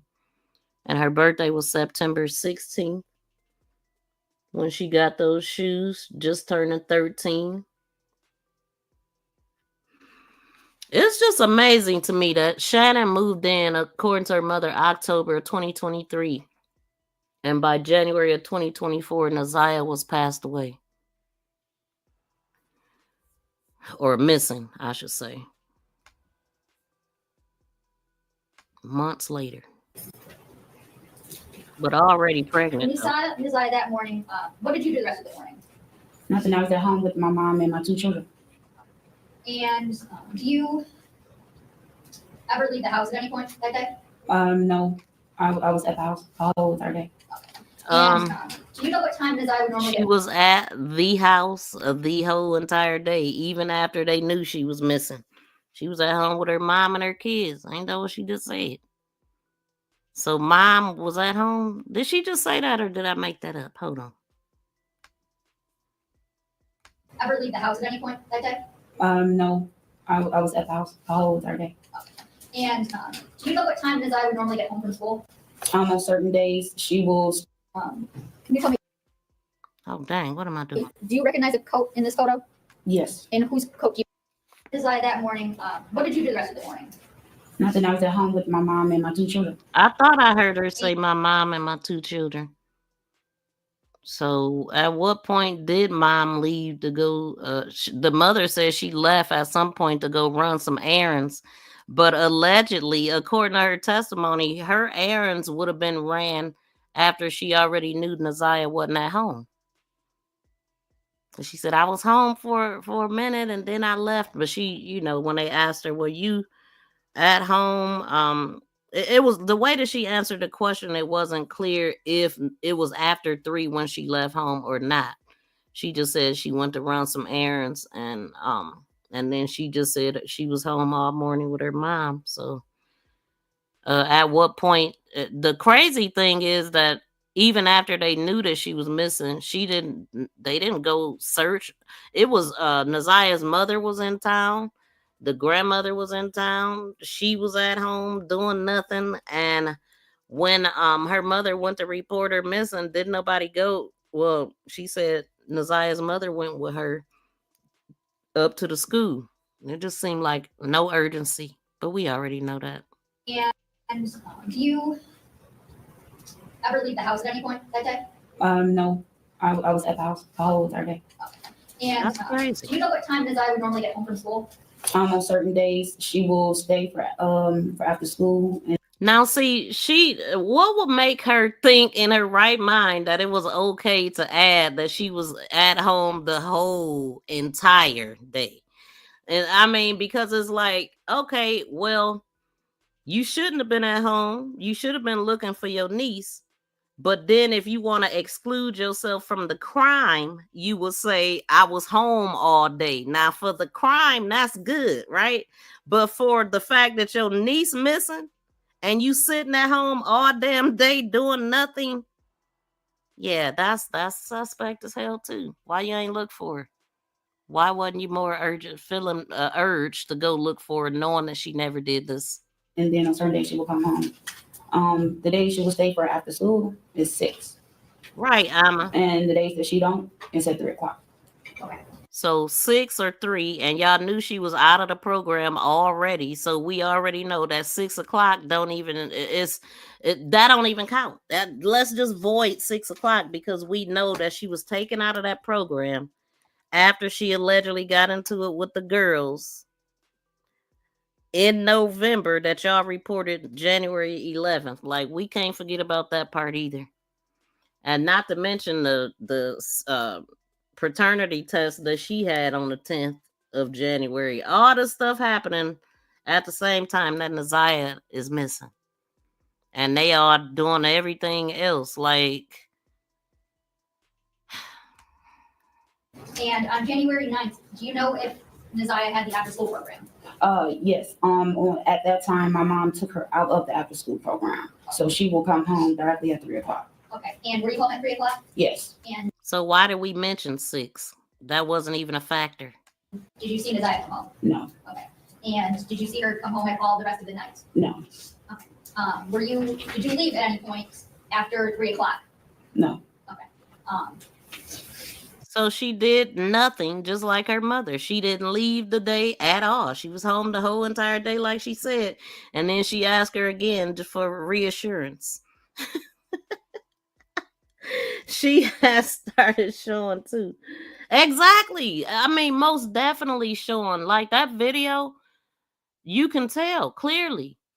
Clearly, I'm gonna put a still shot in, even though the picture looked horrible, but you can definitely tell she was so tiny. I mean, we sitting up here looking at this one. Hold on. Let me see. This one right here that I have been showing with her in front of the refrigerator. You can see how very tiny she is. And used to wear the crop tops and all of that. Let's see. Something could have been going on there. She had on a sweatshirt. I'm not sure the dates of the stuff. Just a little kid here. Look at her little arm. This bastard. And look at her. I mean, I wonder. Oh, notice also that she did not mention that Neziah called her. Maybe we'll get to that part. Remember, she said Neziah called her and she said she was minding. I'm waiting for that part. Did you, when Neziah didn't come home, did that cause you to experience or feel any type of way? It did. When she didn't come home is when my mom went to go pick up the other 2 children from the after school program. They knocked on the door and they had asked a question and said, Sounds like you're saying. The other 2 kids. So she was only going to pick up 2 kids from the after school program. That they already knew Neziah wasn't in because they had took her out of it. So they already knew that wasn't an option. Was it? You have a response or? A question isn't hearsay technically. I think she said. Just a question? I'm just getting ready to say a question. Okay. What was the question? The 2 children had asked me, Mom said, did Neziah come home? The hearsay is mom said. Okay, so were you asked directly whether Neziah came home? So my mom was still in the car. I was inside the house. They was coming to the house, walking up to the door. When I opened the door, they asked me, Mom said, did Neziah come home? I said, no. Why not just say they asked is Neziah home? Or when my mom came home, Neziah wasn't home yet. Or something. But anyway, they knew that anyway. The mother knew she wasn't home when she left the dang on house. She was there all damn morning and all day too. I bet you. Was Neziah home at all? No. Okay. And did you do any sort of looking for Neziah that night? Yes. What did you do? I called my twin sister. I called some of her friends that I know that stays close by.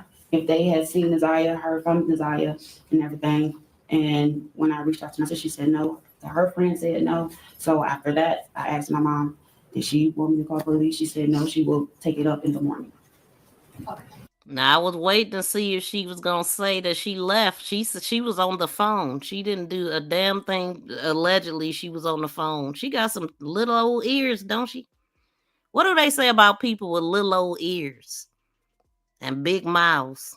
But yeah. So she didn't do nothing either. Her mother didn't do nothing, and she didn't do nothing. And then she said, I asked my mom about, see how she throw her mom in there, even though she grown as heck and know good and well if one of your kids was missing, what would you want to do?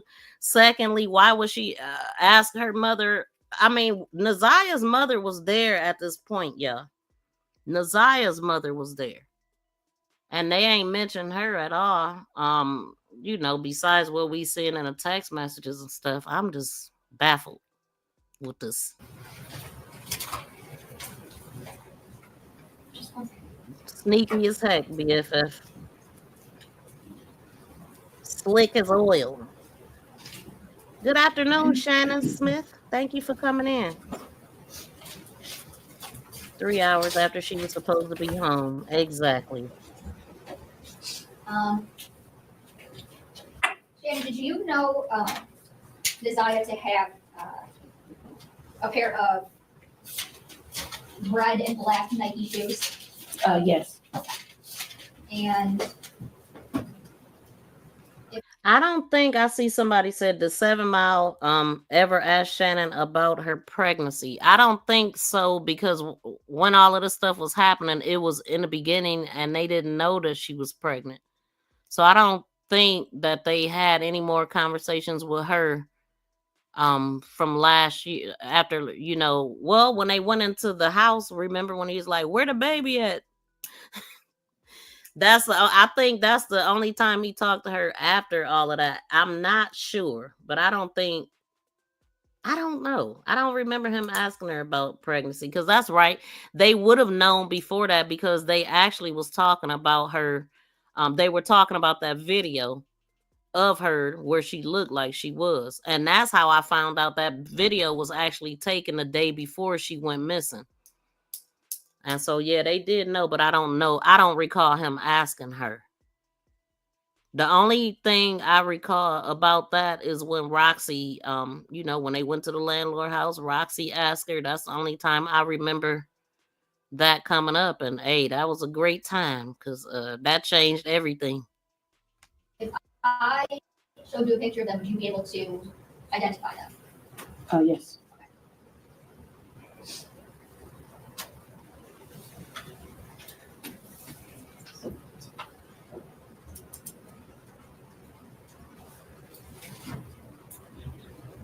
Colonel, may I approach? Yes. And for the record, this is going to be from People's Proposed Exhibit 14, and it'll be picture 34. Do you recognize these shoes? Yes, that's a pair of shoes that my mom bought for to the birthday. Okay, thank you. Yeah, the ones that y'all didn't say that she had on that day. Back on the 9th, you said your mom was going to file a police report in the morning. Correct. Okay. Did you go with her to file a police report in the morning? No, it was my older sister. Okay. Did you do anything on the 10th as it relates to trying to find ZIYAH? Yes. We went out. I and some others went out to go get some pictures, made copies. We went to other stores, passed out flyers, and everything that we need to do. Now, what was asked of us to do. So she changed that. I thought that was what we needed to do. Well, what was asked of us to do. Like, I mean, this is your niece. Like, did she really need to say that part? I'm just really confused. But we also know that she went to court that day on the 10th, according to this paperwork we got. And since January 9th, 2024, have you seen ZIYAH? No. Since January 9th, 2024, have you heard from ZIYAH? No. Hold on now. Did we hear anything about that phone call about what you doing, TT? Minding? Where is that conversation at? I'm still waiting for her to say that, because she damn sure told Mark D that. She most definitely told him that. So there's another one. Hold on, let's see.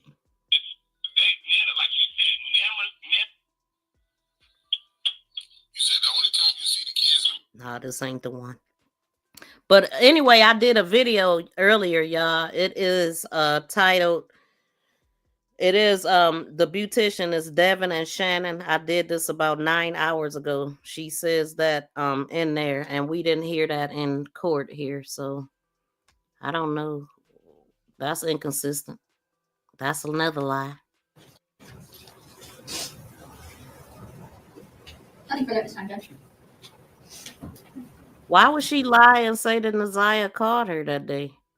And why would she even admit that she was so rude to her? Because she definitely was. So I'm not sure why she told that lie. Very interesting. Thank you, Judge. Ms. Harris, I also have some questions for you. You and Mr. Butts have been, or you've known him for about 12 years? Correct. And fair to say that you were in a dating relationship with him for most of that time. But towards the end, like last year, it was more off and on. Fair to say? No, it was on and off for years. For years, okay. You have 5 children with him? Correct. And this relationship that you had with him, even towards the end when it was on, it was a sexual relationship, right? Correct. Sometimes you go to a motel to have sex with him? Correct. Yes. And that motel was the Park Reston? Or the Shore Point. There's more than one? Multiples, yes. Okay. The one home was the Park Rest? Is that yes? Correct. And it's in Harper Woods? Correct. On Harper? Correct. In Harper Woods on Harper. Or do you suspect Hold that on. Mr. Butts has taken other women? In Harper Woods on Harper. And so that was the same place that I found Angelo's liquor store. Remember, King said they picked her up. Oh, my niece coming across the street. They put in Angel's liquor store. But I could only find Angelo's liquor store on Harper in Harper Woods. So, but we also know that King said that it was on their way to the AutoZone, and it was people that live there said you don't even cross AutoZone going there. So that's why I was like, nah, he didn't pick her up from there. I believe that they were scheduled to pick her up. They both was on the road at the same time, and she would have been getting out of school anyway. To those motels also? Correct. You do? I believe you said that you have, of your 5 children with him, 2 are girls? Yes. And 3 are boys? Correct. And in January of this time, well, January 2023, you were living with your mother on Bedford, correct? Correct. Prior to that, were you living in Clinton Township? Correct. When did you leave the Clinton Township home and move to the Bedford home? October 23. See, she had just moved in October of 2023. And within months, she's gone. So with that being said, and I've said it already, that she was she wasn't even living in the house. So was Jarvis sneaking in? Well, actually, but yeah, she wasn't living in the house when she got pregnant. So, and I heard that she was always with Shannon. So I believe that that's where all the stuff was happening at. And ain't no way she wouldn't know. And then I have a problem looking at Jarvis as a person that's like, oh, like he a send off. He ain't no send off. Like, he's very rude. He wasn't a good person to her. He was choking her up and slapping her up, according to Vari. So I don't see him as a send-off type of guy that would take a rap for her. Somebody that he never even cared about. Because he didn't. There were times when you were in Clinton Township that Mr. Butts would travel out there to see the kids. Correct. And then when you moved to the Bedford address, he would go to the Bedford address to see the kids. Correct. And then the Bedford address is when ZIYAH was also living there, correct? Correct.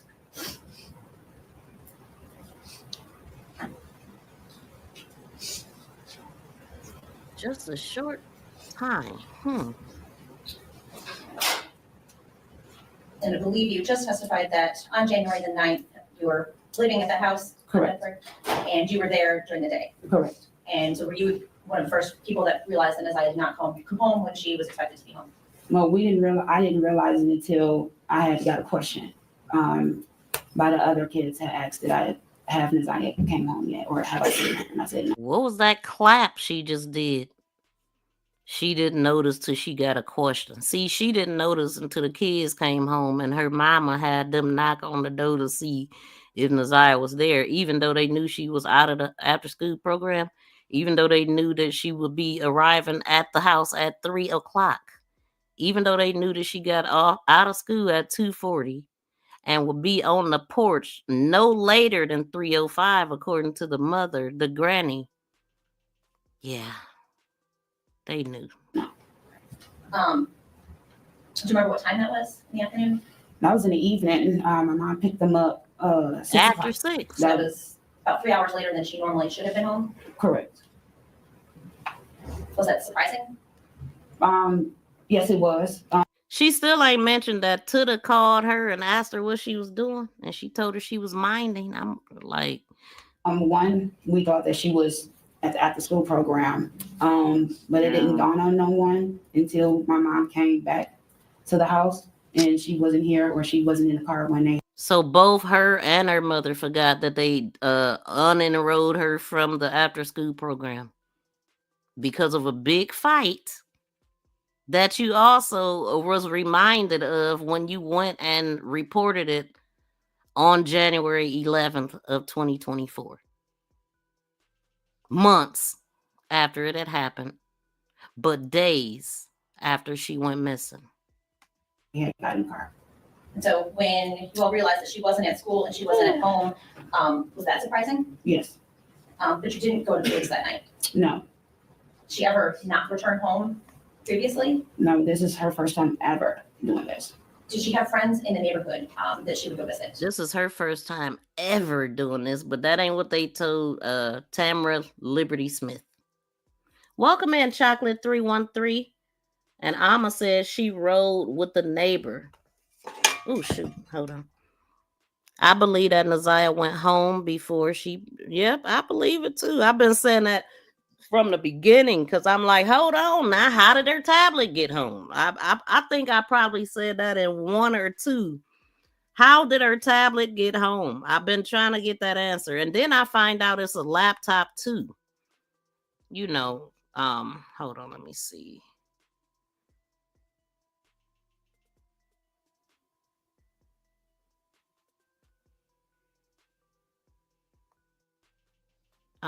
Thank you for going over the video. You break it down very well. Thank you, T Hoff. I appreciate that. I believe that Naziah went home before she was picked up. She rode with the neighbor. Who did, the granny? Or who rode with the neighbor? Shannon most definitely is involved in the disappearance of Naziah. I truly believe that Shannon and her mother made a deal with the prosecutor. Woo!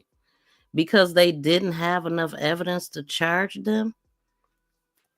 They definitely can. If they had evidence, they would be locked up. That's what I'm saying. It's something with. That's what I'm like. They couldn't put her there because she would be locked up.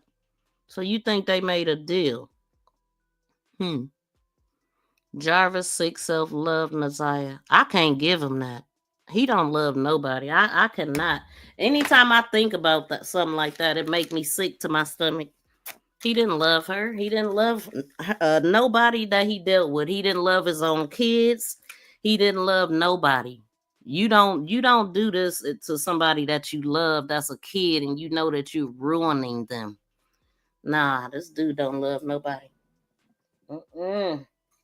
Heck nah. You did the ultimate to these girls. I mean, had them doing everything, which is why I believe, you know, the I can't even say it, but I'll show you. Yes. And you said those are the folks that you contacted to ask? Yes.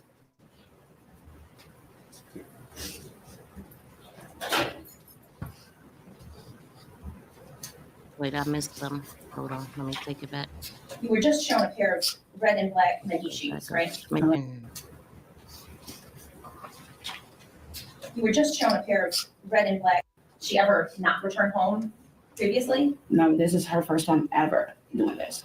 Did she have friends in the neighborhood that she would go visit? Yes. And you said those are the folks that you contacted to ask? Yes.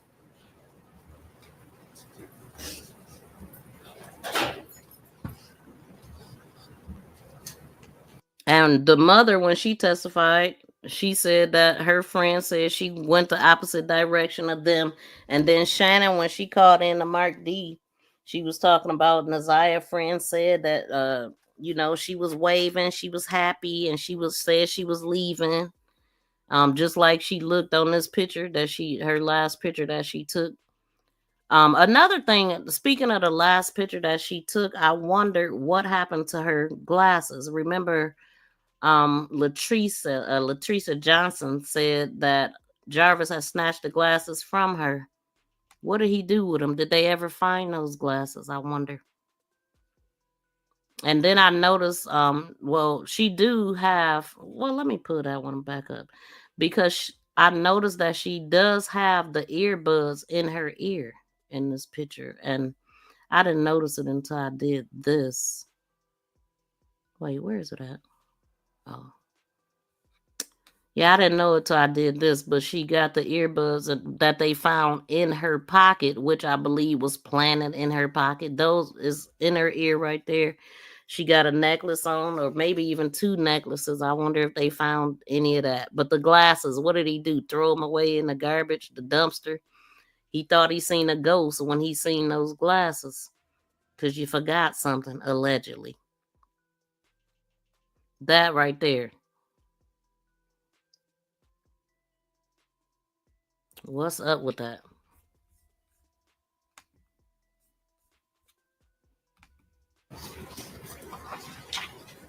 You were just shown a pair of red and black Nike shoes, right? Correct. And you identified those shoes as being Ziya's shoe. Is that correct? Correct. It's a shoe that looks like the shoe that Ziya's wearing, correct? Correct. You can't say for sure that that exact Yes, shoe came from Ziya. Is that fair to say? Correct.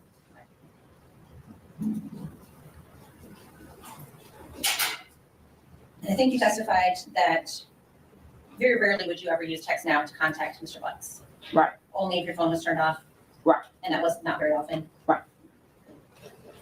Would Ziya ever had access to your phone to use it? Yes, like she would ask, hey, TT, can I see your phone? Oh, Sure, okay. I wouldn't mind. Yes. And so would she text from that phone? Probably, yes. Did you ever notice any text from No. her on your phone? No. Did you ever notice that she had used your Text Now app?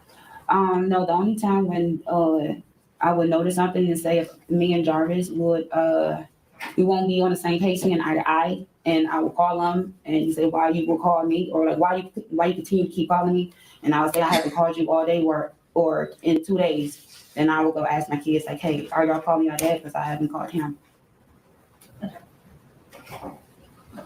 What? Really, ma'am? Let's hear that one more time.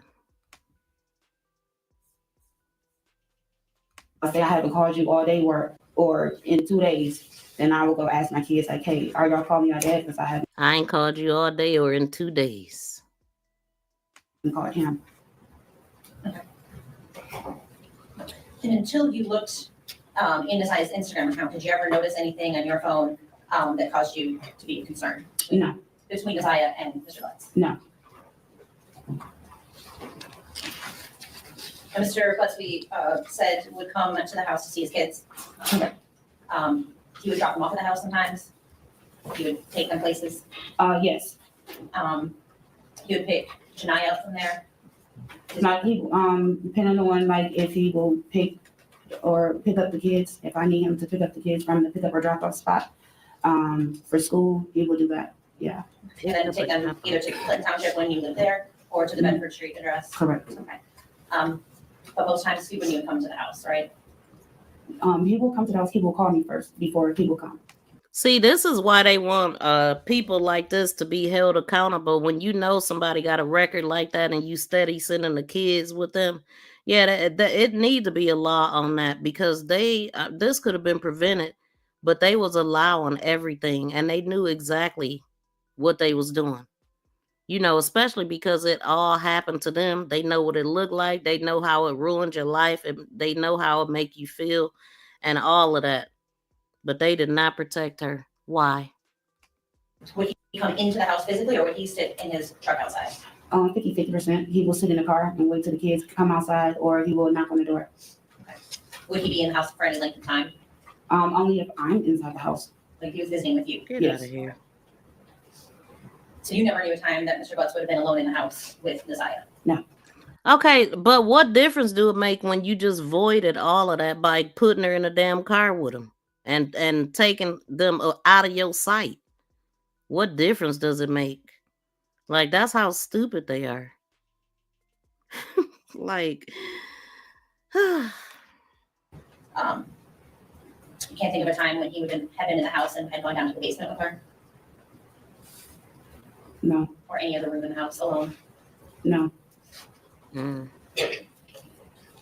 Mr. Butts have ever been at that house if another adult, like you or your mother, weren't there? He will. What you said. Would Mr. Butts ever be at the house if you or your mother weren't there? No. It will be me or another person. Who was the other person? A kid or Jarvis? The idea that anything was going on between Mr. Butts and Isaiah is shocking to you, right? Correct.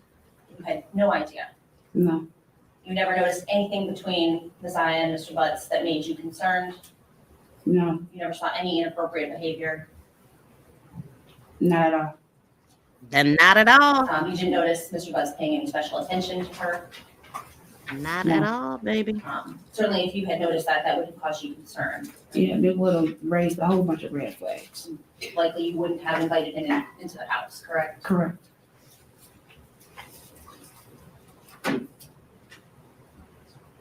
It's likely You that found would it have hard been to his believe even that past. Mr. Butts would hurt Messiah.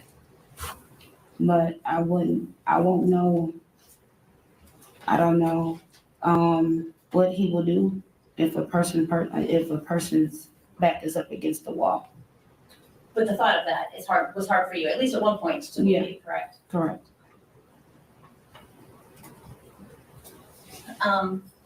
Now, during the time that you and Mr. Butts were together, he's had children with other women, Correct.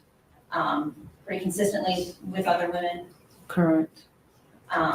more than one woman. Correct. Some of those women you actually knew about, correct? Correct. They lived kind of even in the same neighborhood on the east side. Correct. Did you suspect that there were women that you didn't know about? Correct. Even one that lived, or more than one that lived over on the west side? Correct. You believe he was going out there to see somebody around the end of 2023, January 2024? Correct.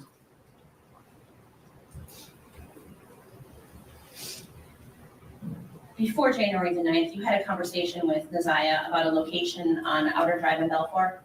Yes. And that Before was surprising January to you, 9th. right? Correct. That's on the east side of Detroit? Yes. Did you end up giving her directions on how to get to that location? Yes. Why did you give her directions? I was just getting out the shower See? and just getting myself together. Too much information. Just getting out the shower. Just getting myself together. Why does she need to say all that? She asked me, she said, "Hey, Titi," she said, "where is Balford and Honor Drive?" And I told her, I said, "You know exactly where Balford and Honor Drive at." I said, "Honor Drive is right where the wine basket at." Why is she talking like that? Exactly. Is this how she talk when she lying or what? Like, I'm not understanding that. And I said, "You know where Balford at?" Why does she just automatic see how mean she is to her? Even when she's explaining the story, she's being mean. You know exactly where it's at. You know what I'm saying? The way she's saying, that's why she trying to make it sound sweeter right there. And it don't. It just sounds stupid. Like, we know that she was screaming and hollering at her when she asked her that.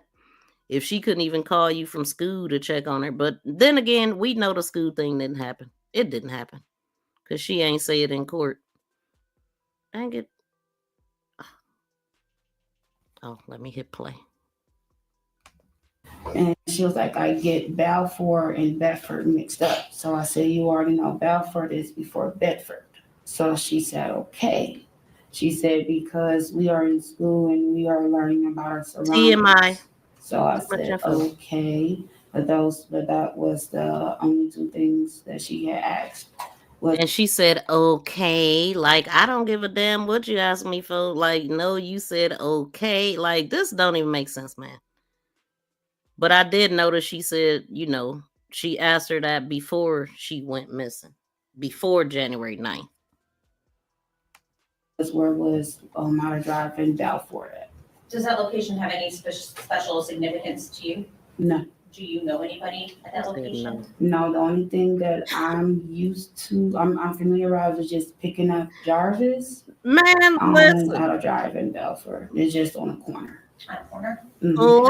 Like, see, I really believe that it's some slow joeing going on here. Like, because did that even make sense? Or did she not know that was going to be a follow-up question? She asking you about a location that Jarvis frequents and you pick him up from the corner. No address, just off the corner. She down for whatever. We arrived was just picking up Jarvis on Auto Drive in Belford. It's just on a corner. On a corner? Mm-hmm. Not at an address? Not on address. When was this conversation that you had about that location? Do you recall? This was right before Naziah went missing. Like how soon before? Weeks? Maybe it was still like in that same week she went missing. Maybe in the same week, huh? So she just happened. Mr. Butts didn't have his own vehicle. No, she just happened to ask you about a location that he frequents, that you pick him up from, the same area that he got a baby mama that stay there, the same area that he used the car of the female that lives there, and the same area of the car that you tow up that day, trying to get the hell out of Dodge or wherever he was at, trying to get rid of Naziah. Yeah, that's a coinky dink, right? We don't believe in coincidences. It's a lot of involvement, ain't it? No, he didn't. He generally used His female's vehicles. Did you know Mr. Butts to park at one location and maybe walk to another to kind of try to remain undetected? Pretty much, yes. So, pretty much, because she just told you that he picked him. She asked the very question and followed up with that. So yeah, you gonna ask that question because what? Did she pick him up or what? Of course she knows that he does that because she picked him up that day. Could that be where we going? Could that be what have happened? I mean, it could have been, but I think she would have been locked up. But at the same time, I don't know. It's about what you can prove. And this is a month later. Somebody's footage should have been working. Besides the one that Naziah was captured on. Hold on. Let me keep this going. Would be not out of the ordinary for you to have to pick him up at a random or what seemed to be a random location to you. Correct. You lived with Naziah for, you said, from about October until January the 9th. Correct. So you spent a lot of time around her? Yes. You knew her mannerisms? Yes. Her demeanor? Yes. Her moods? Yes. Did anything strike you as out of the ordinary about how she was acting at any point in time in December or January before she disappeared? No, Naziah, nothing have changed her character, none of that. She was just the same on Naziah. Nothing is different.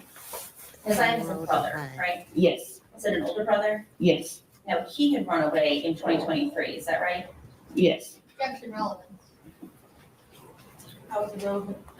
If it's something that had bothered her or something that she was dealing with at the time, could cause a change in her demeanor. Okay. Overall. So she did have a brother that ran away? Correct. And was that something that she struggled with? She didn't like the fact that her brother was running away. Yes, she didn't like it. Around the same time, around the time December, January, was her mother supposed to come visit, her biological mother? Yes. Did she end up coming to see Naziah? Yes. She did. Did Naziah seem to have some big emotions about that contact? Yes. It's complicated, fair to say? Yes. Interesting. Did she talk to you about that? All the time. Now, I wonder what that conversation was like, because the way that she's saying is like Naziah didn't want her mother there. So I just wonder how that was. She ain't bring up none of that on the show. Did you notice anything? You said you didn't notice anything in a changing mood. So no. What about physically?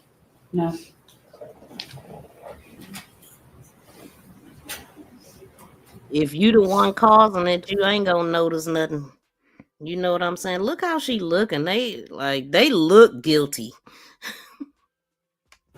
For real.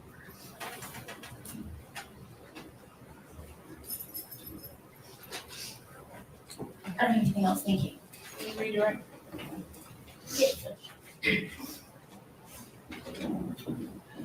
Did you go to the Park Crest Inn on January 9th, 2024? Mr. No. Fox? No. You said that quick. And fair to say, you knew of Mr. Butts having other female partners. Yes. Okay.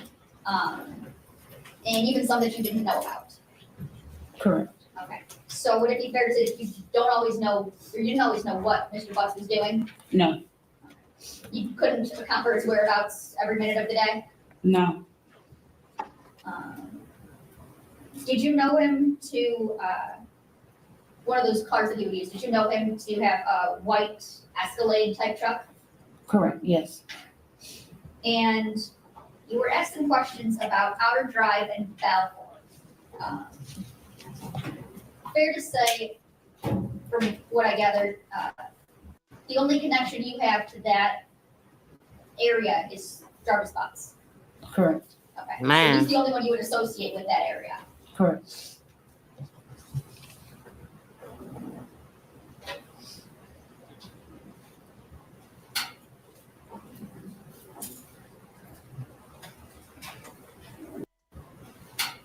Look at her. One of those cars that he would use, did you know him to have a white Escalade type truck? Correct. Yes. And you were asking questions about Outer Drive and Balfour. Fair to say, from what I gathered, the only connection you have to that area is Jarvis Butts. Correct. Okay, so he's the only one you would associate with that area. Correct. So why wouldn't you question your niece about that? What you worried about a street Jarvis be on for? I really believe that the judge cried after. I know I do sometime. Man, this can get rough sometime. I've had my times, definitely. Man, it's rough. And sometimes I avoid certain cases because it just depends on how I'm feeling at the time that a case break. And sometimes I don't never venture back. Talking about kids is really hard, and also like police brutality, it really pisses me off. But she want us to believe that Naziah wasn't associated with Jarvis. Exactly. She asked you the week before. It's just like, come on, man. There's too many connections to be not what it is. You know? Like, get out of here. They think everybody Chocolate says she's slow. I mean, because they tell on themselves like they don't know. I think they are slow, but it's like she's slow and slick at the same time, I guess. She not slow, she lying. See, slow and slick. I think she like to play that. But I mean, some of the stuff she doing is slow though. Like, cause she definitely playing right into their hands when asking that. I mean, that whole thing about Jarvis and the pickup, picking him up. Only thing I know is I picked Jarvis. Just the way she said it, she know that was stupid. Like, come on, man. Remember word for word what she was doing shower over a year ago. Exactly. Too much information equals is lie. It didn't happen. You know what I'm saying? It didn't happen like that. You had to add some more things to it to make it believable. Nope, I don't think she asked her about those streets. I think that somebody has said, I don't remember who it was. Somebody in my comments though, because they was like, I think that Shannon is just trying to put it on the other girl. So let's say maybe Shannon did maybe she did plan this with Jarvis, and they set it up to where he would pick up the other female car and all of that and kind of lead the investigation towards her way. You know, because that was so dumb to say that Naziah asked about that street to say that you picked Jarvis up from that street. So it is like she's trying to place, she's possibly putting that other girl in it. Like, no, look at her, and then just so happened to be the car. Okay, so they could have had a conversation like, hey, man, we got to do something because this, that, and the third. I need you to be here to help me with these kids, even though he wasn't doing a damn thing for them. Everything he was doing was for her and whoever else he was doing it for, not for the kids. But let's say maybe she did do that on purpose and put focus on that girl. Let's look over here. He be over here. I be picking him up from the corner. Look, this the same car he used and all that, but it's just stupid. But then the female, Latricia, who house it was, then she played into it too on the jail call when she was like, they can't know of me or what they know of me or whatever she said, which sounded stupid also. When he telling her to wipe down everything I touched and prepare yourself and all this and go to your mama house and get her car. Go to your mama house, your brother house, somebody. He said, get your mama car, your brother car, somebody car. Because I remember listening to it the first time. I was like, yeah, he telling her go get somebody car, but nowhere did he have a car to give her after tearing it up. And she was too cool with that car being tore to hell. I would have had a problem with that dude. You tore up my car. She didn't have another car until after he tore up her car.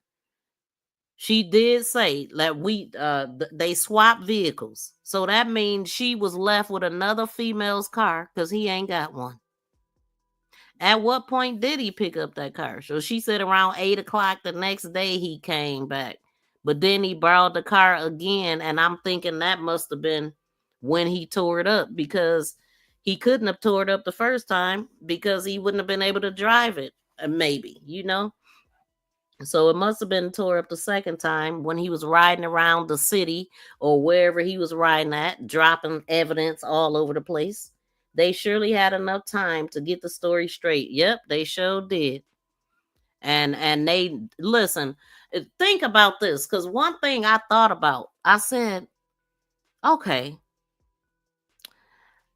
Shannon knew about Naziah. Shannon also admitted to Roxy that she went and got the pregnancy test. She went and got 2 because the line was faint. Naziah and Jarvis had this text conversation about it, but they never mentioned Shannon. So I said then, and I thought that was odd. I said, so maybe they just know not to put certain things on the phone, but they would have to be real smart and thinking all the time for that to happen. But then I remember it being said that she has several phones, and throughout this, she was like, well, that was my old number, or that was an old phone. So, they could have did some things, and the phones are just out of Dodge,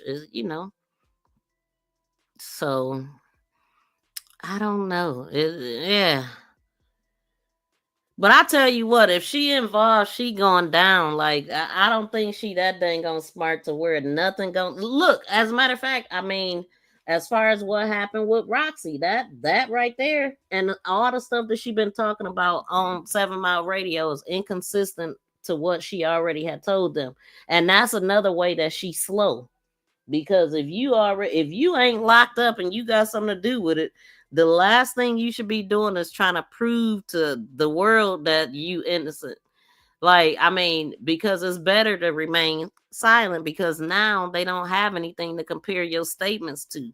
But every time you open your mouth, every time you talk to somebody or send a text or pin a post and all the stuff that she was doing that made her look guilty. And then the sister posting, oh, she's been spotted at the liquor stores and gas stations. And you know what I thought was awkward about that, or it just rang a bell when she said, oh, she's been spotted at liquor stores and gas stations. I thought about the fact that she actually was, King said they picked her up from a liquor store. And then she was actually at a gas station sitting up at that shop. Remember, they said, I mean, number one, she was in and out the gas station. The car, the place is attached to a gas station. And then she was sitting in the car long enough to where running and the gas ran out. So I just thought that was odd. And then she never said which one. Oh, she's been spotted at the liquor stores and gas stations. What a S. So which one? And the boyfriend said she's sitting there the whole time. And he just looking at her like, what? You ain't been out the dang on house. Welcome in, Seneca. Hey, my baby, I love you. Write my number down. You know what? You know what? Who are you talking to, sir? They surely had enough time to get the story straight. I read that one. Why Jarvis picked up the kids in the middle of the night. Did she just say that? Oh, somebody talking mess about me? Oh, her voice is fine. Yeah.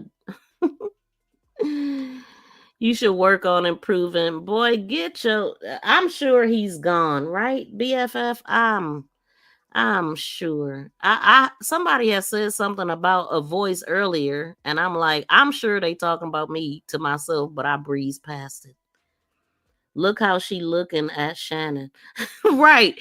I was peeping out the judge the whole time. Like, her face don't lie. She got one of those faces, and I always say that about me. My face don't lie. It speaks for me, even when my mouth is closed. I'd be like, girl, tone it down. Talking to my face. Here is the picture of the phones that they were sharing. Now the one in the middle obviously is a different one. That could be the one that her mother got for her. But the ones that I put together here, this one has just got more filter on it. These are the same phones. You can tell by the design on the phone, the clip on the back of it.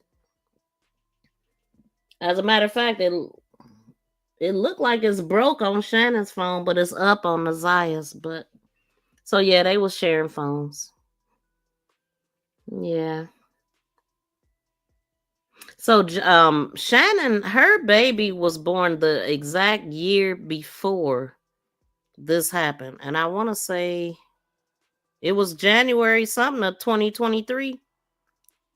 And then an exact year later, dang near. So, man. Oh, thank you, BFF. So you missed that? Hold on. Oh, let this keep playing. What a loser. I ain't never heard that I sound drunk, though, but okay.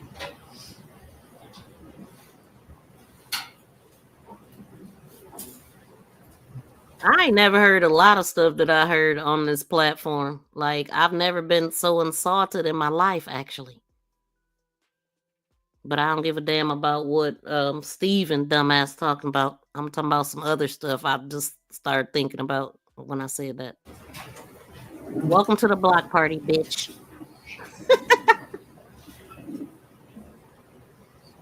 Look at her.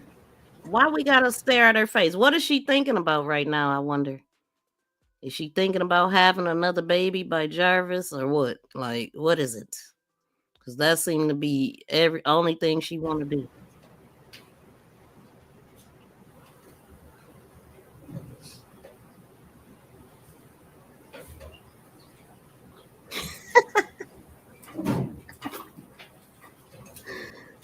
She thinking about Jarvis. He right there with you. And you knew Mr. Butts to have other children. Correct. Okay. And you knew him to have clearly gotten other women pregnant. Correct. And to your knowledge, were all those women adults? To my knowledge, yes. Wait a minute now, you stuttered now. That's the first time I heard her stutter on the stand. Hold on, let's hear that again. Oh, it's over. But yeah, that was a... Did she stutter, y'all, or was that me? Okay. And you knew him to have clearly gotten other women pregnant. Correct. And to your knowledge, were all those women adults? To my knowledge, yes. Yep, she stuttered. To my knowledge, yeah, because you know he don't like adults. You either gonna be 31 or 13 for Jarvis. Anything after that is over with. She stuttered like a mug, didn't she? And that's Did it. he, to you, ever hide getting another woman pregnant? No. Look how she frowned her face up. No, of course not. He don't give a damn what you know. Oh, I ain't even realize I still had this covered up. But yeah, she just sitting here still looking the same. But she kind of like, oh no, the way she did. Let me pull it back since I had that covered. But this is over with. She stuttered. Knowledge, yes. Did he, to you, ever hide getting another woman pregnant? No. Like, hey, look how the judge looking at her. She wanted to see what she was looking like when she answered that. Man, listen, girl. So with that being said, it's nothing that Jarvis can't do without her approval. She all on Facebook arguing with females, telling them congratulations, Mrs. Butts, or to deal with the issues behind him, deal with the baggage that come behind him, laughing at other females, arguing about him for what, when you know he all over the place. And then I remember when Mark D asked her about this, and she was like, he asked her about is Jarvis married?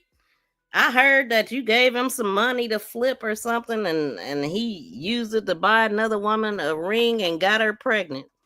And the only thing she said was Jarvis is not married. But she kind of said it just like that. Jarvis is not married. Well, what about the baby? And what about the other female? And what about the other stuff that he asked? Like, she just went straight to he ain't married. Okay. These people.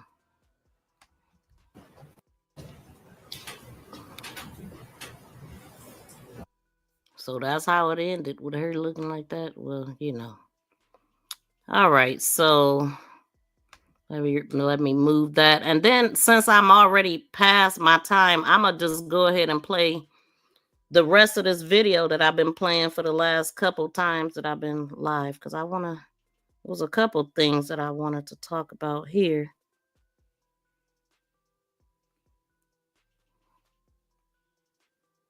Give me 1 second.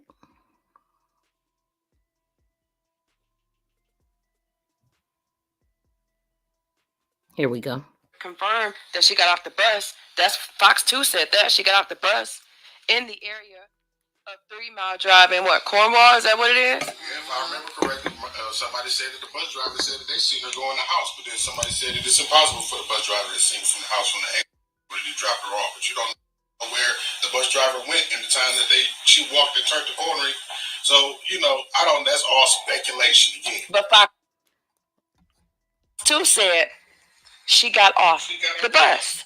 So that tells me, because how long has she been, and again, we speculation because we don't know about her getting dropped off, none of that. How long has she been going to the school, taking the same route, getting off at the same stop every day? Every day. How about this? She usually gets picked up and dropped off, right? They can't hear you, Mark. They can't hear you. Oh, my mic was muted. My bad. The peculiar thing about it was she was the only kid that went to school that day, and she usually get picked up and dropped off. Now, see, I wonder if that will come out later because he definitely said that. So I'm just trying to figure out, will that come out later that the other kids didn't go to school and that was all a lie? I would think if that was true, they would have been in some type of trouble. But you can't, you can bring somebody in for lying, but I don't know if you can be arrested and charged for lying if that's the only evidence they got that you lying. But on this day, right? She gets sent to school on the bus and comes home on the bus, and that's the day she comes up missing. And why nobody else went to school? The lunch lady that day said that she was not acting herself. She asked her what was wrong, and she said nothing in a real somber, unlike herself type of a tone and voice. And she didn't probe her anymore, to make herself seem suspicious. And she just, walked away and said, all right, but she knew that something had been wrong. Something was going on, or something happened at home that day from her whole demeanor that day in school. So Asia Hawkins said it cannot be activated. The Amber Alert cannot be activated. So they got me fucked So up. wait a minute. Wait Wait a minute.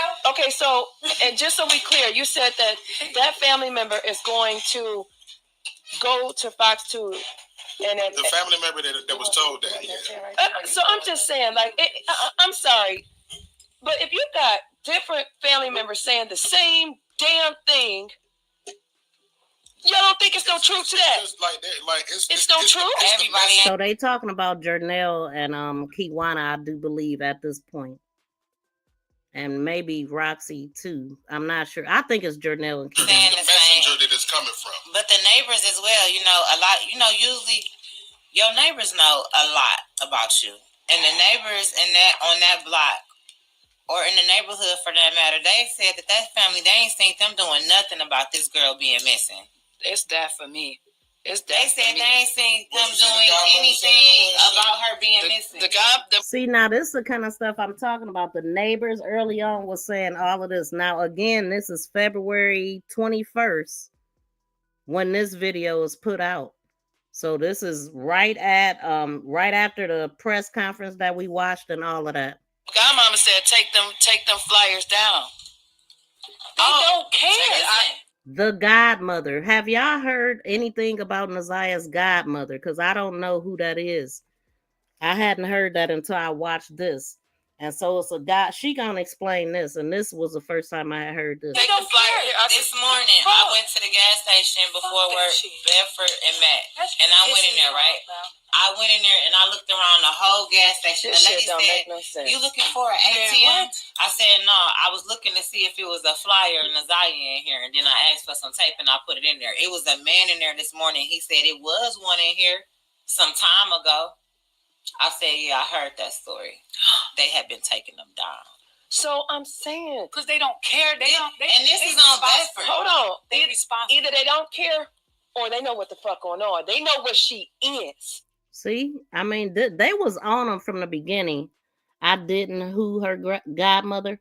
Oh, okay. I have not heard nothing about a godmother. I haven't heard a godmother come out.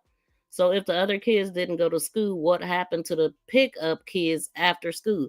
Now, in Annette's testimony, she said that she had left to go run some errands. She went and picked up the other kids. And when Shannon was just testifying, she said, so it was 2 kids that her mother was going to pick up. And then those was her foster kids or whatever.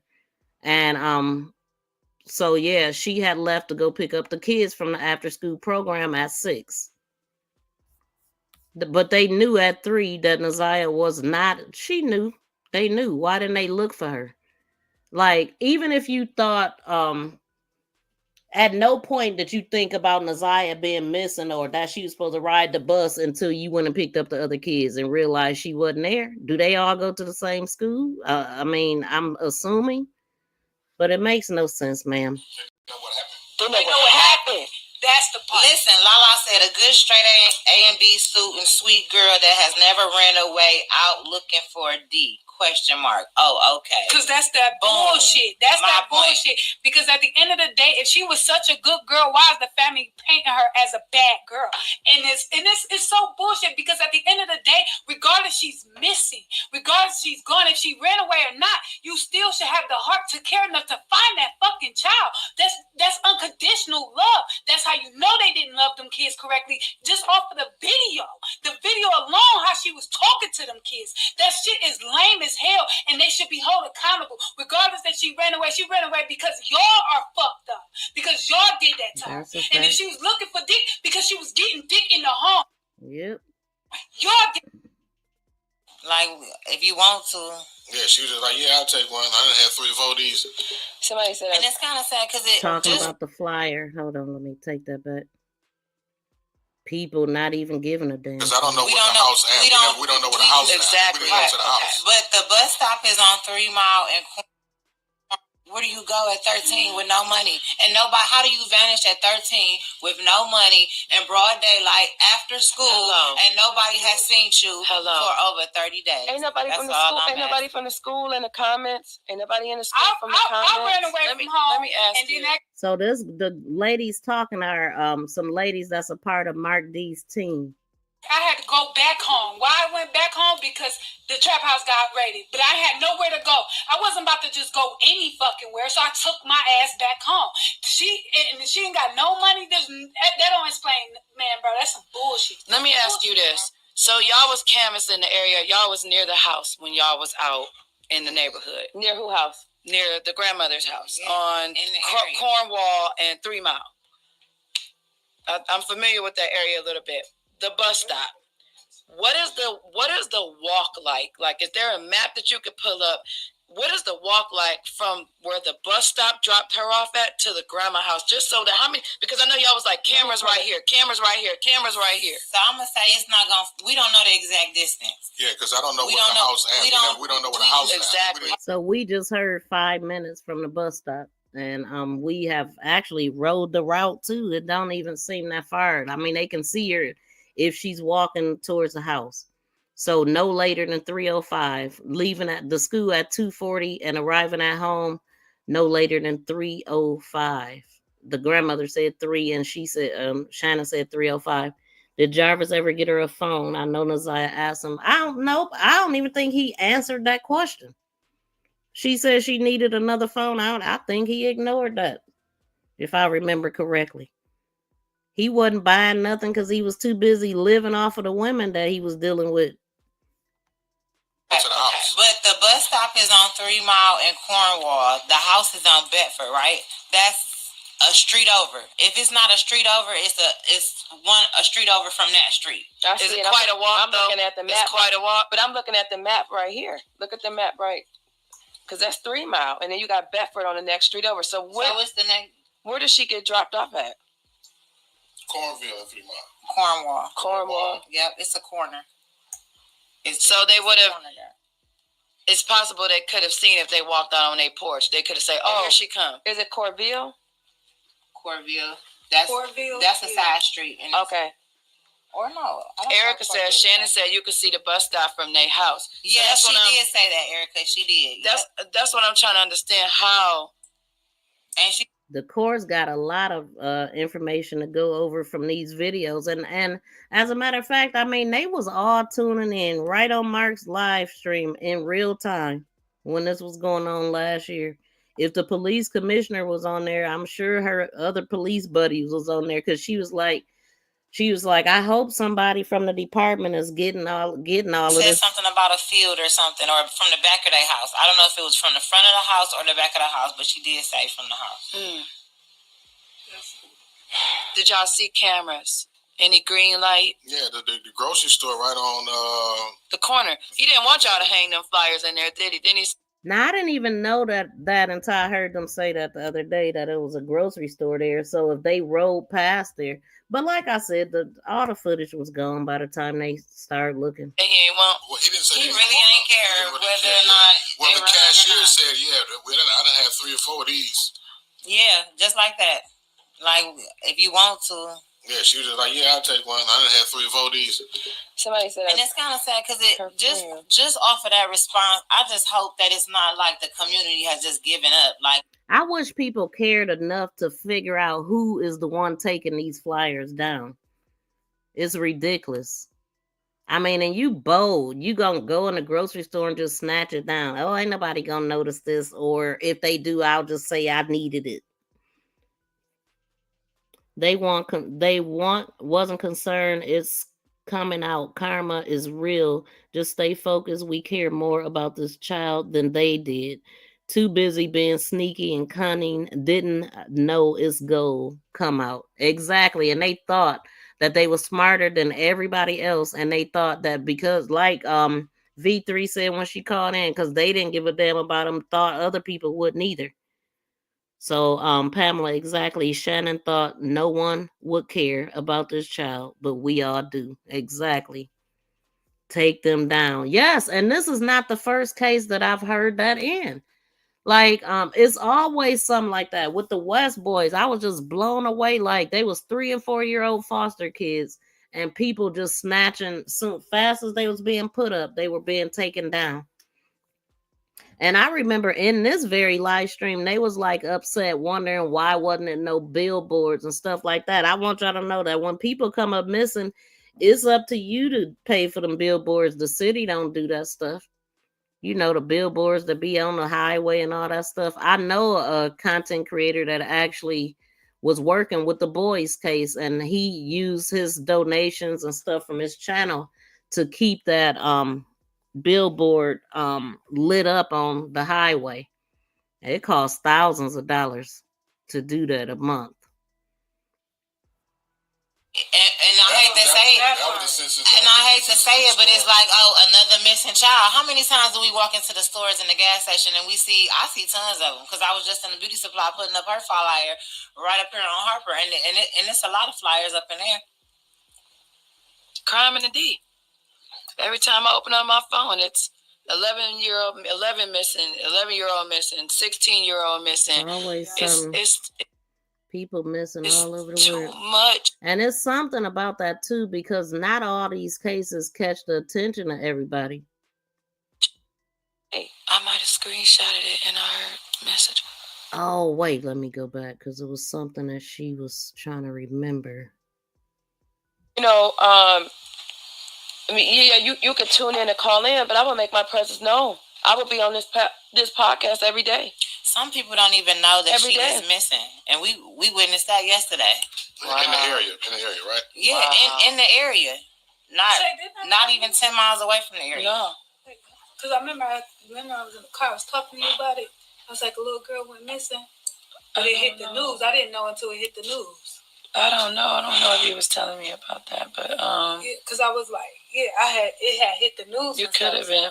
I was talking to you about it. I'm like, look, but I feel like her picture, I seen her picture surface for sure in January, and then it quickly, and it was just like, they was like, we found her, like she was found. That's why I seen it, because there was so much going on in January. We had the shit was soup in January. I just, that shit was a blur. Maybe that's why. Yeah, and it was. It was. I know for me, you know what I'm saying, because it was personal. But I kept scrolling because they said they found her.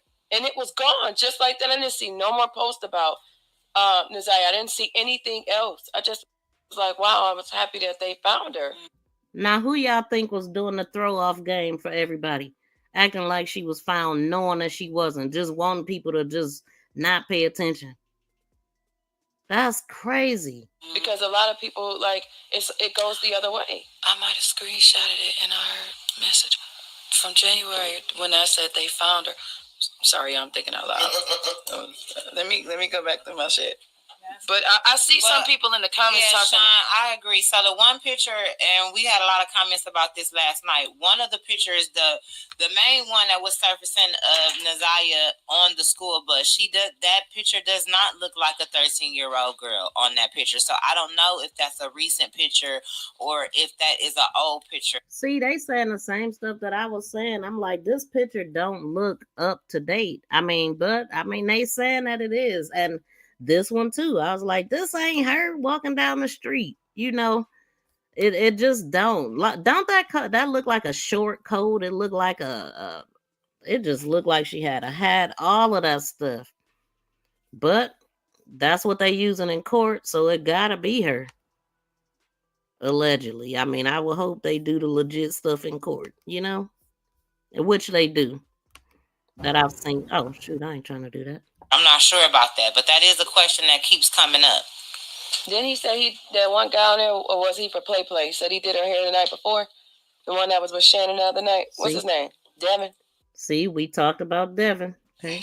Said he did her. Right. It definitely didn't. It definitely didn't look like. But he said he did her hair the night before.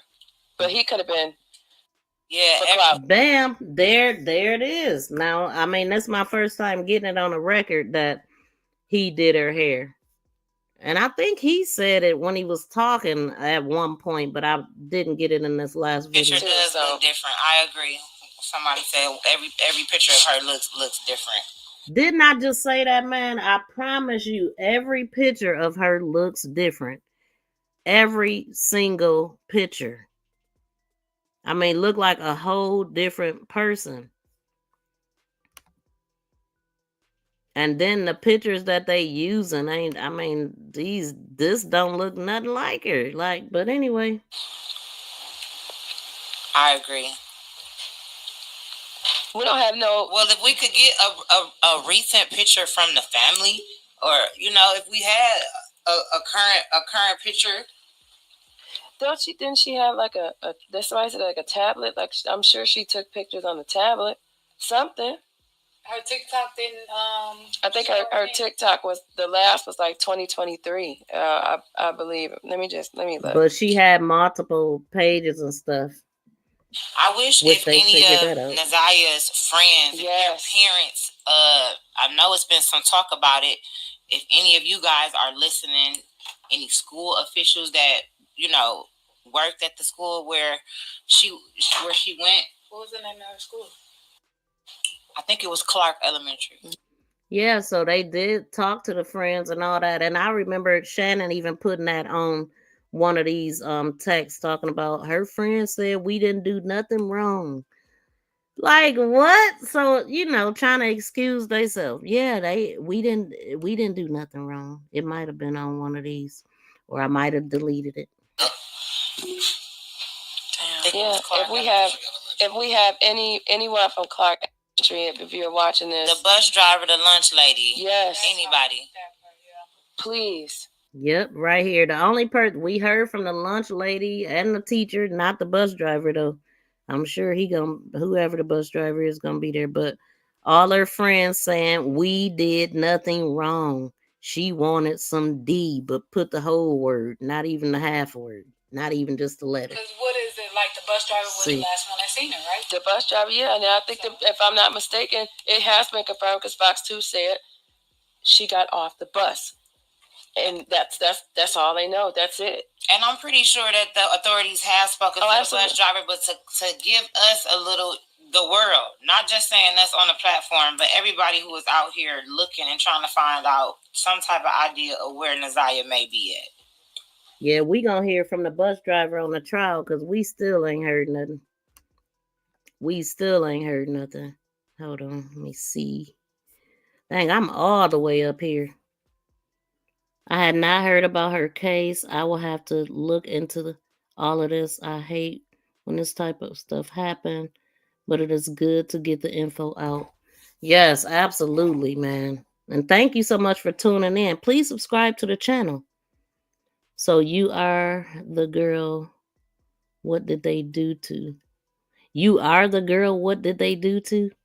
I truly believe she was pregnant more than once, and that's why she looked different in all these photos. It puzzles me how different she looks in all of her pictures. Yeah, definitely. I mean, I don't have any proof or heard of any proof that she was already pregnant before. But what I have said is that if we go by the text messages that are out, starting in June, when he said, she said you did it before and you didn't have a problem getting a pill and all that, or he said I had to get a pill to do so. So we already know that like he wasn't careful at all. So what I believe is that it's possible that she was between 4 and 7 months because we got June as a date of him saying that he had already done that before, let loose. Okay, and then September, we got her missing a menstrual. So I believe anywhere between June and September. So 4 to 7. And with her being small framed and showing like that, she could have been the latter. For real. They definitely knew. Yeah, I wondered that too, Angela. Where is her mother? We don't hear much from her mother, and I understand her mom has some situations going on, but I'm interested to know where is her mom? Is her mom in the city? Is she in Michigan? And that's the crazy part. She definitely was, but don't normally in Ohio from what I'm hearing, but she was there and planned to be there. That's why I'm like, that's so weird.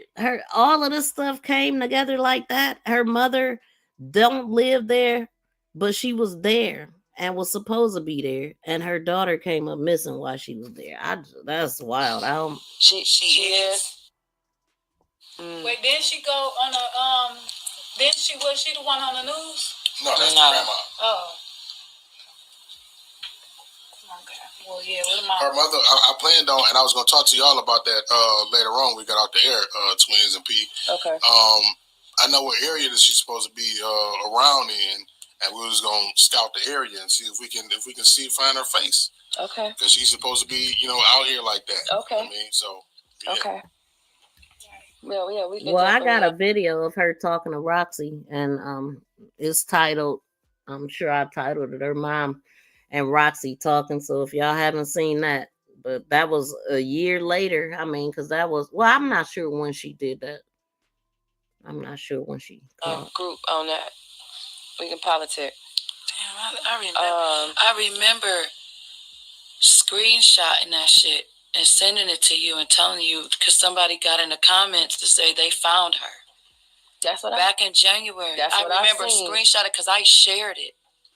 I wish you could find it to see and then I who that deleted it was. once they said they found her. Yeah, I remember seeing it in January. I remember seeing it. Now, see, that's one thing that I said, Joy. I was like, how would her mother miss that? Because she definitely would have been showing, and if she hadn't been around her in a while, that would have been a shocker to the mother. And then the mother knowing what happened to her at that age or around that age, just even knowing the type of mother that you have in general, But she probably was like, you had to know that some bad things will happen if it was allowed. But I can't get into the mind of people. And it's a real sickness, man.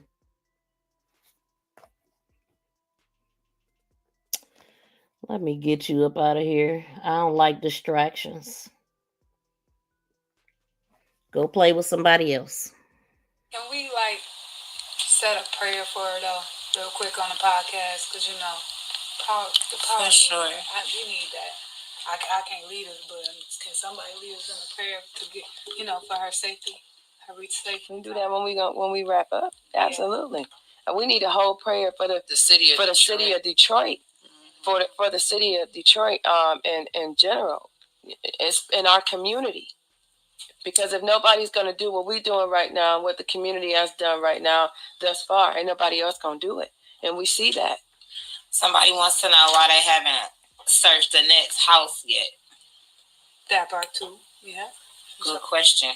Because for real, when a spouse died, ain't the husband. My bad. I think I read your comment wrong, so I went back to look. Giving payback, aka exposing the truth, said, I think it ate my comment. I thought you was being a troll. My bad. I think you was okay. If your so-called mom did it to you, why would you allow her? I know, man. That's the thing. Shout out to the Rooks. Custody of your daughter. That's my question. Yep.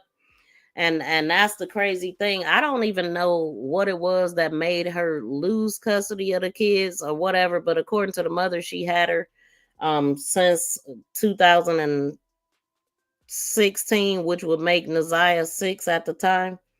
I know at some point her mother went to jail. But the father said that they agreed to give the mother custody and let her take full custody. And she definitely knew, and I'm sure that got to be eating her up. I don't know. Would a person think, well, I would rather my kids be with my family than strangers? I think if I knew something like that was going on, I would rather roll the dice with the strangers, man. I mean, if you know, because it's evident, even with the brother that called in, it's evident that everybody was touched, tampered with at some point. I'm sorry, giving payback. I was like, wait a minute, but I'm like, hold on, because then I seen the end of your comment. My bad. Oh no, I'm not a troll. I keep up with true crime and help spread the word. That's what's up. You randomly popped up in my stuff today, but I'm glad you did. I can't believe this isn't more known about. Yeah, because you know how it is when a case is already over a year old, people just forget about it. Everybody was talking about it, and people are talking about it right now because the preliminary hearing came up, and the trial is going to be coming up too soon. So They got some type of case conference coming up in June and October. I think is supposed to start the trial, but I'm not even sure about that date if it's gonna be pushed back anymore. But yeah, I'm so happy that you found me too. Welcome to my channel. Me too. Give me the strangers if it was my family. Yeah, man. She got one thing that I heard that she had said to somebody. Oh, one of her family members said that she said this sex stuff been chasing me my whole life, and now it got my daughter. Something to that effect. I was like, wow, man, like I would have shoot. I'm thinking like the father, he could have took her. Like, I mean, but then look, he ended up passing away and stuff and all of that. Poor Naziah. She went through so much in her young years, and not even just Naziah, but her cousin that she was with every day, dancing with, playing with, everything with, and the mother's aware. Like, Shannon definitely going down because we know in 2022, all of those the lies that she told to Jernell, and Jernell still got the text messages of her lying. She going down. It ain't gonna be for what Jarvis going down for, but she is going down for knowing.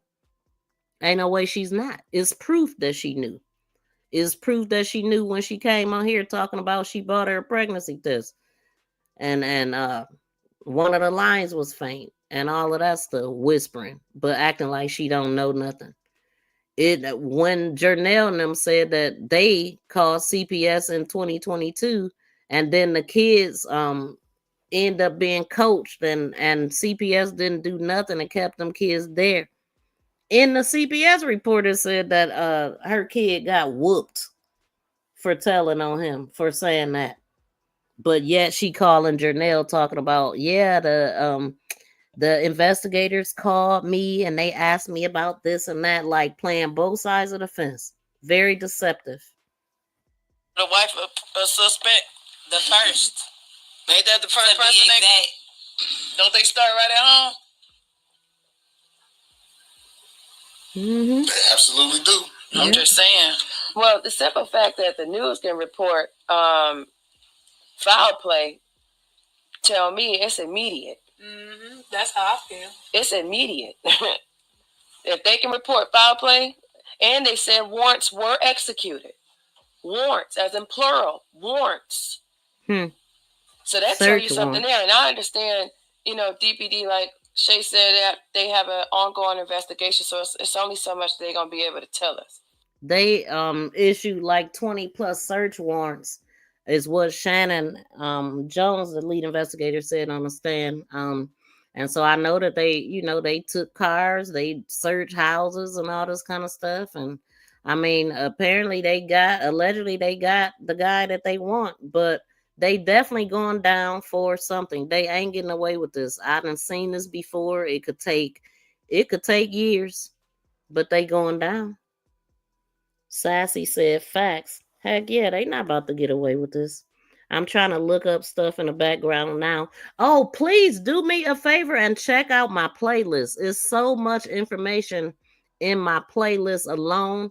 You can also go to my shorts. You could go to my shorts, click on one, and just scroll up. You'll get little clips of everything that'll put you right on track. Also videos. So just go to my tab. You find everything you're looking for, because I actually put a lot of key information where you could find it easily. And so that's in shorts and videos. And one of the things I would direct you to watch is Jarvis Butt's his clear audio of his interrogation. That's one to watch. But we itching. Because you just to hear his lies, that'll tell you a lot there. The math ain't mathing. We've already wasted too much time. We've already wasted we don't have time to waste. Every second count, every conversation count, every question count, every bit of common sense counts when finding these kids. Gloria said when she shared her picture on her page, somebody commented and said that she was found safe too. See, I knew See? I wasn't just seeing that. See, now this is the first time that I'm hearing all of this. I know it was a lot of shadiness happening, but I didn't know that people was coming into the chats talking about she found safe. Like, come on, man. They need to. I wish they could find those accounts. It makes me mad how you never heard about some stuff, yet others are covered over and over, and some of the ones are missed. Yeah, exactly. Because as far as this case go, if you look it up on the news, all of that information is gonna be old up until the preliminary hearing. And so that's when a lot of people I started talking about it before the preliminary hearing happened, but it was something happened. The reason why I even got alerted about it, because I didn't know about it when it happened. And so yeah, we just like rejuvenating it through the old content that was put out, because the best information is coming from Mark D and his crew, not even the news and stuff. And then now what I'm doing is putting things together that's clicking to me. Welcome in, Sherry. How you doing? I knew I wasn't just seeing that. I saw that too. You never heard of that either? Is more likely to find a child if they was adopted. What's the time frame? Do y'all know? From abduction, like what's the time frame they will find a child from the moment they got abducted to the moment they will? That's how it was. I mean, I would imagine the first 48 just Kenya Ponder said that her cousin, which is Shannon's daughter, posted a video on TikTok on 1/8. On 1/8. Her cousin, which is Shannon's daughter, posted a video on TikTok of Neziah and the little girl on 1/8. Oh, see, that's where that came from, y'all. The picture that she looks pregnant in. I mean, the video of her and her cousin dancing and the straight braids down. Also the same day that it was the same day that she got her hair done. Oh, that's cool. Rooks, I know you be at work. Thank you for listening in. Let me see what she says. Some of these people that were sharing that probably had no clue either. People just share stuff without facts. Yep, checking, and that's one of the issues. Yep, that is true too. Somebody, or they could have been, a part of it, a part of the team that's trying to throw people off. Because I mean, when I looked on her page and seen that it was only 4 missing posts starting on January 11th when she went missing on the 9th, that was an issue right there. And then the fact that she pinned the text about the refrigerator chains, but didn't bother to pin a post about her missing niece. Make it make sense. It don't. Look at this crappy shop they had her hanging out in. This attached to a carry out. Nothing but a door separating it. They using it as a storage now, but this wasn't a big shop. So the way that it looks, when you look at the outside of the shop, you just pull up in the garage, up to the driveway, and the shop is just look like 2 stalls, and it don't look like a lot of room back there. This is the back area past the stalls. So if they had stuff going on there, they would have had to been in this back area. And I'm trying to figure out how the people in the gas station didn't know. Yeah, how did they not know? I got a video of that too. The way that it looks inside of this gas station, but I didn't go inside I didn't see the inside of the stalls or whatever. So that was the day before she was. But make sure you're not mixing Shannon up with Marquita, because they look exactly alike. So is it, because I didn't find Shannon page on TikTok. No, they right, because I heard that. So it was that video, and it was on the 8th, and she was just fine. Remember, I was like, she had so many emotions at school that day. Shannon told us, she called her talking about, hey, TT, what you doing? Like she was in a good mood. The teacher told us that she was on the floor asking for a counselor. The lunch lady told us that she didn't seem herself, to the point that she asked her, was she okay? And she said yes, but she felt like she wasn't. And then we got the teacher. The next day, the actual teacher was there and marked her present. How do everything work against her? I mean, how does everything line up to her demise? Is basically what I'm saying. But I did find Marquita. So is it on Marquita page? Kenya? Oh, that's I think he's saying it's 48 hours. See? I'm seeing a lot about Naziah's boyfriend too. Is that speculation, Mark, or is that? You said what now? Naziah's boyfriend. They keep saying Naziah's boyfriend. What about him? They're saying like, do we know anything about him or who is he? Well, the reason why he's being brought up is because while we was out there, now what I'm learning is there's a house next door with a bunch of kids in it. And one of those kids allegedly came out and told someone during the search that they were Naziah's sister. Right? So then we figured out that Naziah didn't have a sister. They said that Naziah was somewhere with her boyfriend named, what you say his name is? Eugene. Eugene. I keep saying Emmanuel. It's Eugene. Eugene something. I forgot the last name. Simmons. Eugene Simmons. Eugene Simmons. Listen to Detroit. You know, my goose and get on it. My skills is impeccable. I don't think she had a boyfriend. If she had a boyfriend, Shannon didn't know about the boyfriend. So who brought up the boyfriend? Look, she brought up one. We think she is running with a boy or an older guy. Why would she run away? Who she lived with? This is when she first posted it, January 11th at 5:14 p.m. This please share, because Roxy chimed in on it like, what's going on? And you know who she lived with, how old is she? And then she says this, and oh wow, what the app. But then at the same time talking about she better still be a virgin and all this. So she trying to act like she don't know. I mean, right here, she don't know if she got a boyfriend. So where the whole boyfriend narrative come from? But I do remember her brother, Var, when he interviewed, he actually said that she had a boyfriend. She was dating his man's brother. So that was probably the kid. That's probably who they talking about right here. Because I did hear about that boy, but I don't know, how deep it was or, But he was like, yeah, he protected her. He knew he protected her. We would have had to have a talk if he didn't. And so, yeah, must be who he talking about. Eugene Simmons. And she was. How old is Eugene? Now, where the autistic man comes in at, I don't know. I think the autistic man is Jarvis.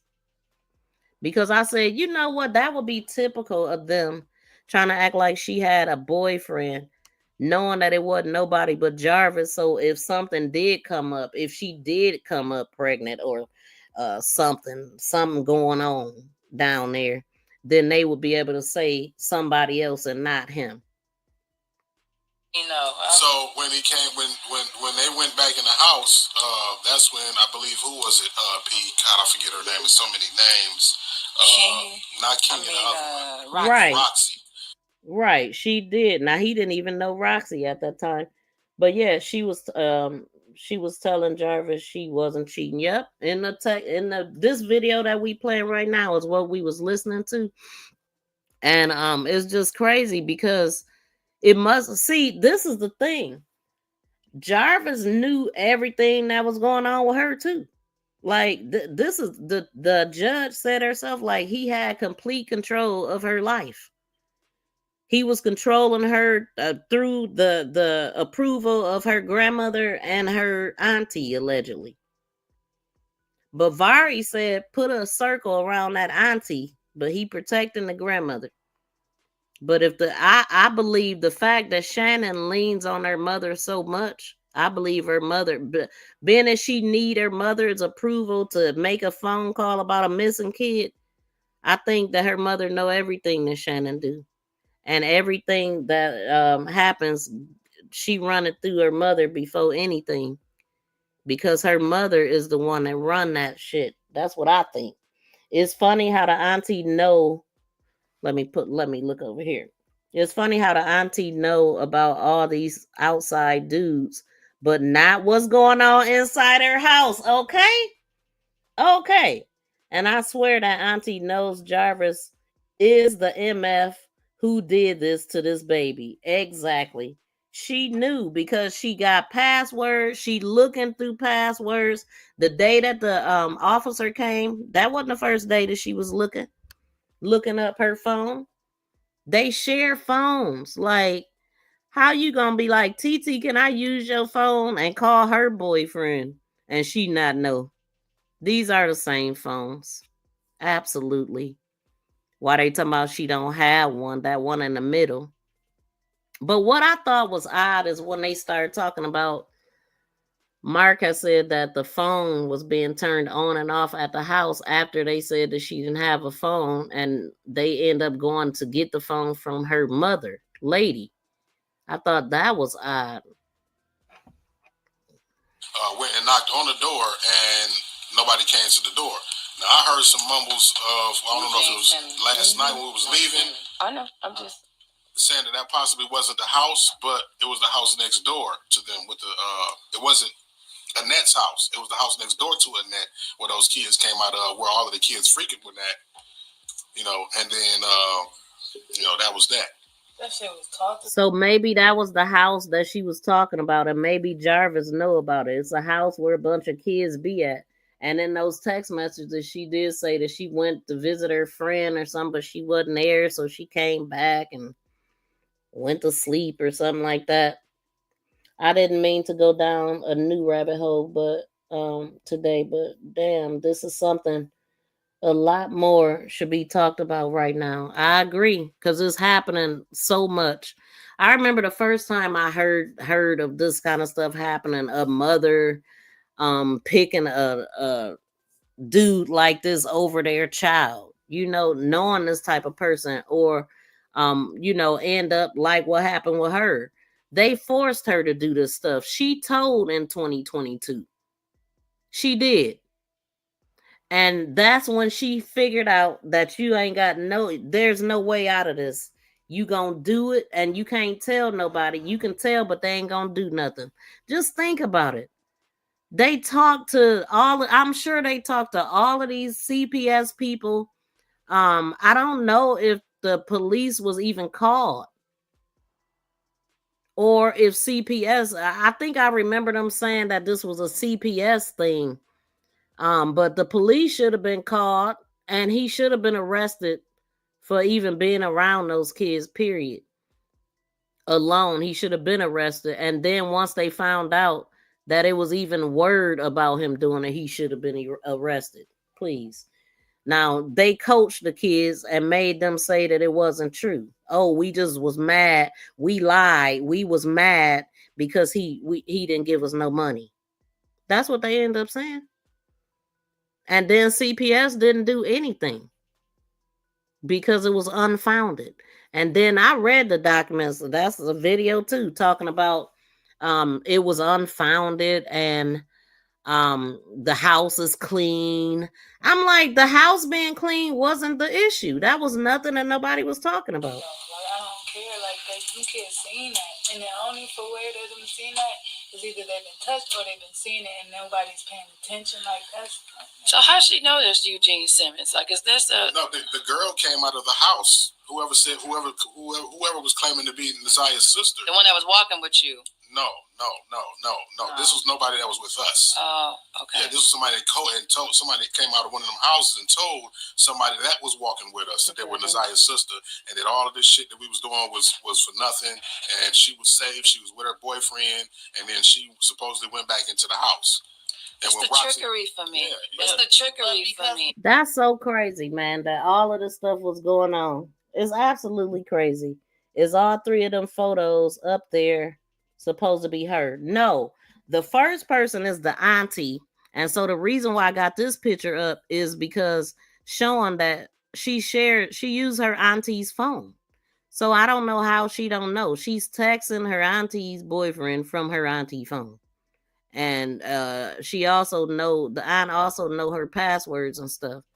Naziah was a little girl. So yeah, Shannon is the big old aunt right there. Dang, did I get? Oh, this is them right here. This is the aunt right here with her twin. So the what is this? Purple or blue? Wait, blue and purple. And then this is them after Naziah went missing. So the little smaller one next to the blue one is the same person. I heard I guess they got a surgery. I thought that they just lost weight, but I think I heard somewhere that they got some gastric bypass surgery. But anyway, they half the women they used to be, according to that picture, especially her twin, Shannon, or Marquita is the first one here. Then that's her big girl, and then that's Shannon with the phone. Well, they both got phones. Shannon is bigger than Marquita with the black shirt. That's her boyfriend, Jarvis. And then here's Jarvis, who only was with these women so he could do what he do. Even the judge said that he was having kids for his own dang on pleasure. That's what that was about. He didn't love nobody. And allegedly, he supposedly had a kid at 13 but I don't know. It ain't no excuse. Ain't no excuse once you grown. Don't nobody care. Get it together. I think that's the only picture I got of him. But that's another thing that irritated me because they let him hide his face in court. They let him cower behind his attorneys the whole time. People know what's going on, that we are cannabis in the neighborhood. They could be saying some of anything to just be some assholes and throw everything off a distraction. And we don't need that. We don't need that. We don't need that. I'm so passionate about it. Like, just stay out the way if you're not helping. Stay out of the way. It's not fair to her. This is not fair to her. She don't deserve it. They say he's 22. He's 22. I don't know. That's what they saying. I was trying to find him. I'm reading some comments. 22. So now somebody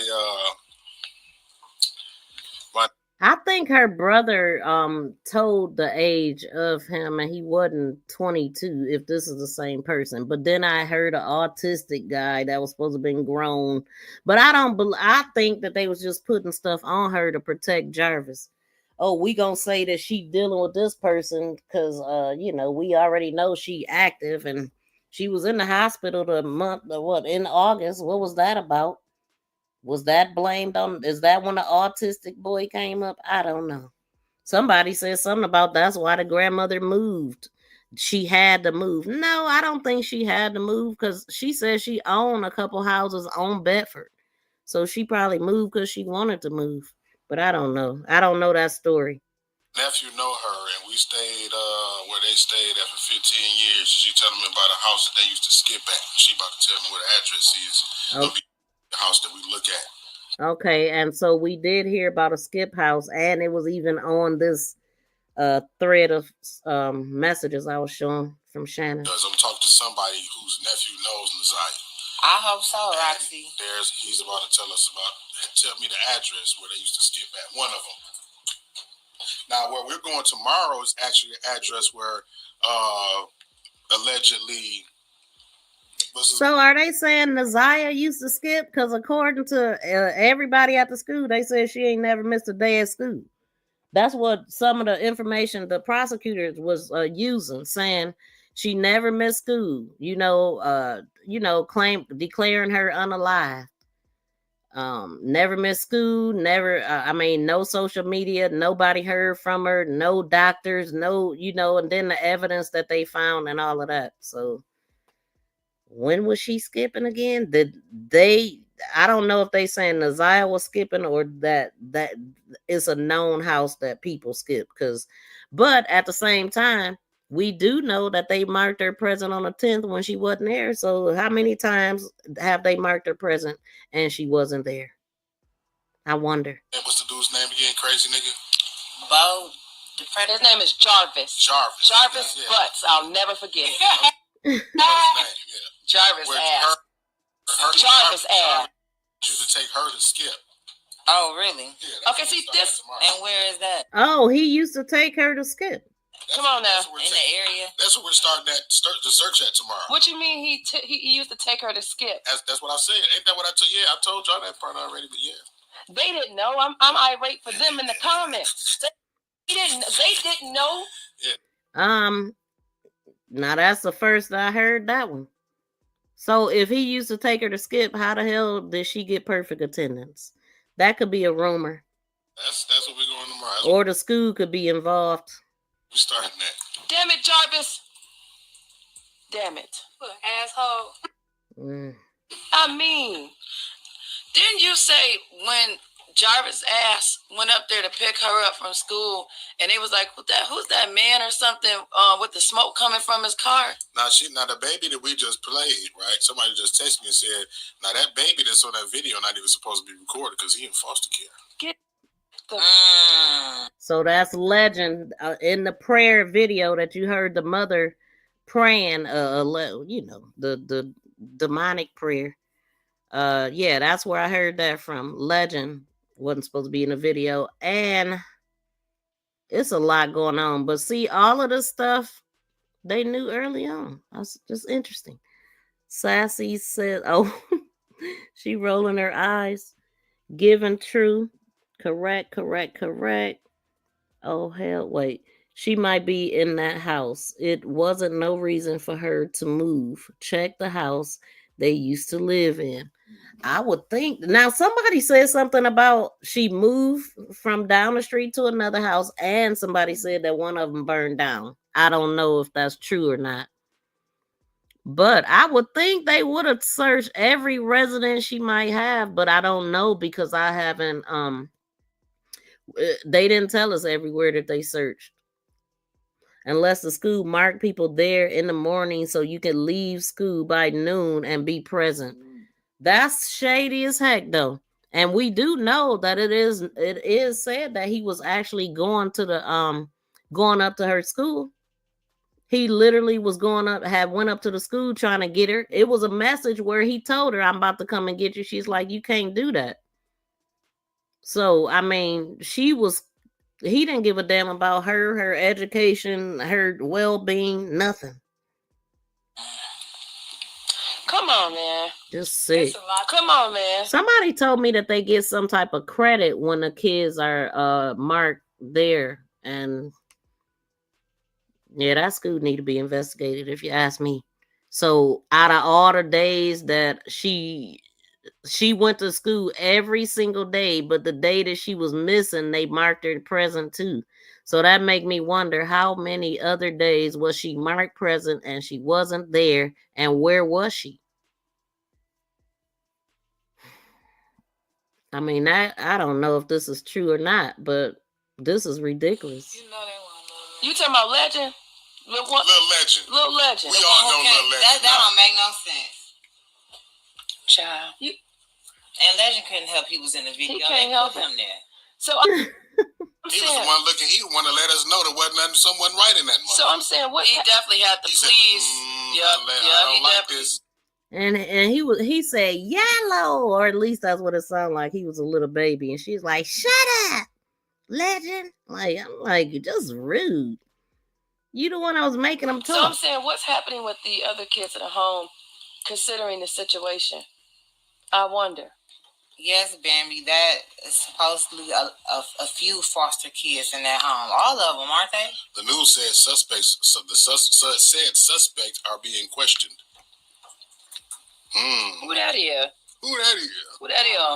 And this is what I was saying. It's facts. They definitely was being questioned by the 21st of February because Shannon got the case actually on the 12th. So that's 21 switched around. And so by the 13th, they interview him by King pulling the footage. Pulling the phone records of the phone conversation to find out where Jarvis' phone was at.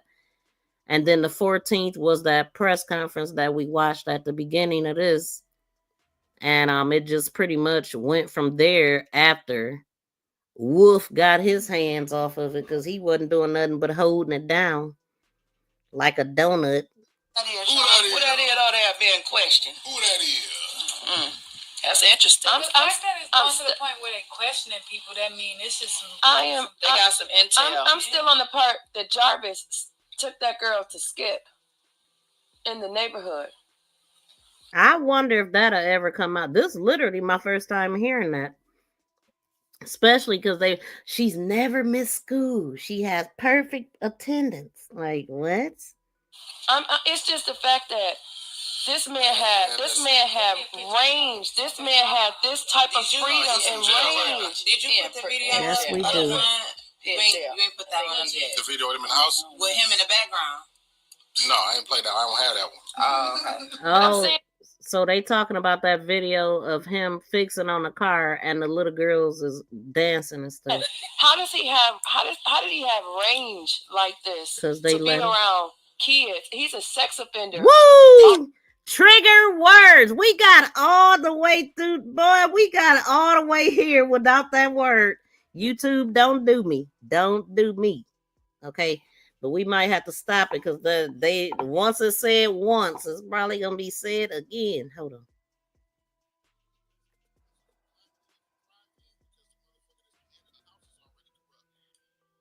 That is bad. Come on, man. So he didn't register. Yep, see, they gonna keep saying it. I knew it. His status says active. So it says active. So maybe this is when he went into the system, March 18, 2019. March 8th. No, it was way before that. I think I seen 2005 or something like that. Yeah, I thought about that too, OG. You know, one of the things that I said, I was like, now we know that she was 13 and with child. That's these type of people's dreams. Why would they want to get rid of her? So that was one of the first things that I thought. But then, you know, and I didn't study the evidence a whole lot, but I do know that they found DNA on her sweatshirt and all that stuff. And to me, it just seemed like it's not enough unless they not telling us something. You know, like what makes them think that she's unalive just by something that was on her jacket, unless they got something else? But they didn't say they had it. They didn't say they had something else. Like, I would think to be able to declare somebody unalive is that you done found some meat chunks in the drain. You know what I'm saying? To say that maybe, you know, that occurred. What do they have solid? It don't feel solid from what I've seen. And then they have said something about a spot of blood being on the jumper. That don't make sense. It should have been more than a spot.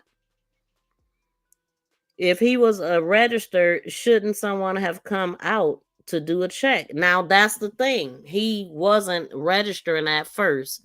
When they first did the claims in 2022, they found out, or it might have been before that, they found out that he wasn't registered. And so they did end up, after they made them claims in 2022, he then had to register or something. But he should have been arrested from that alone.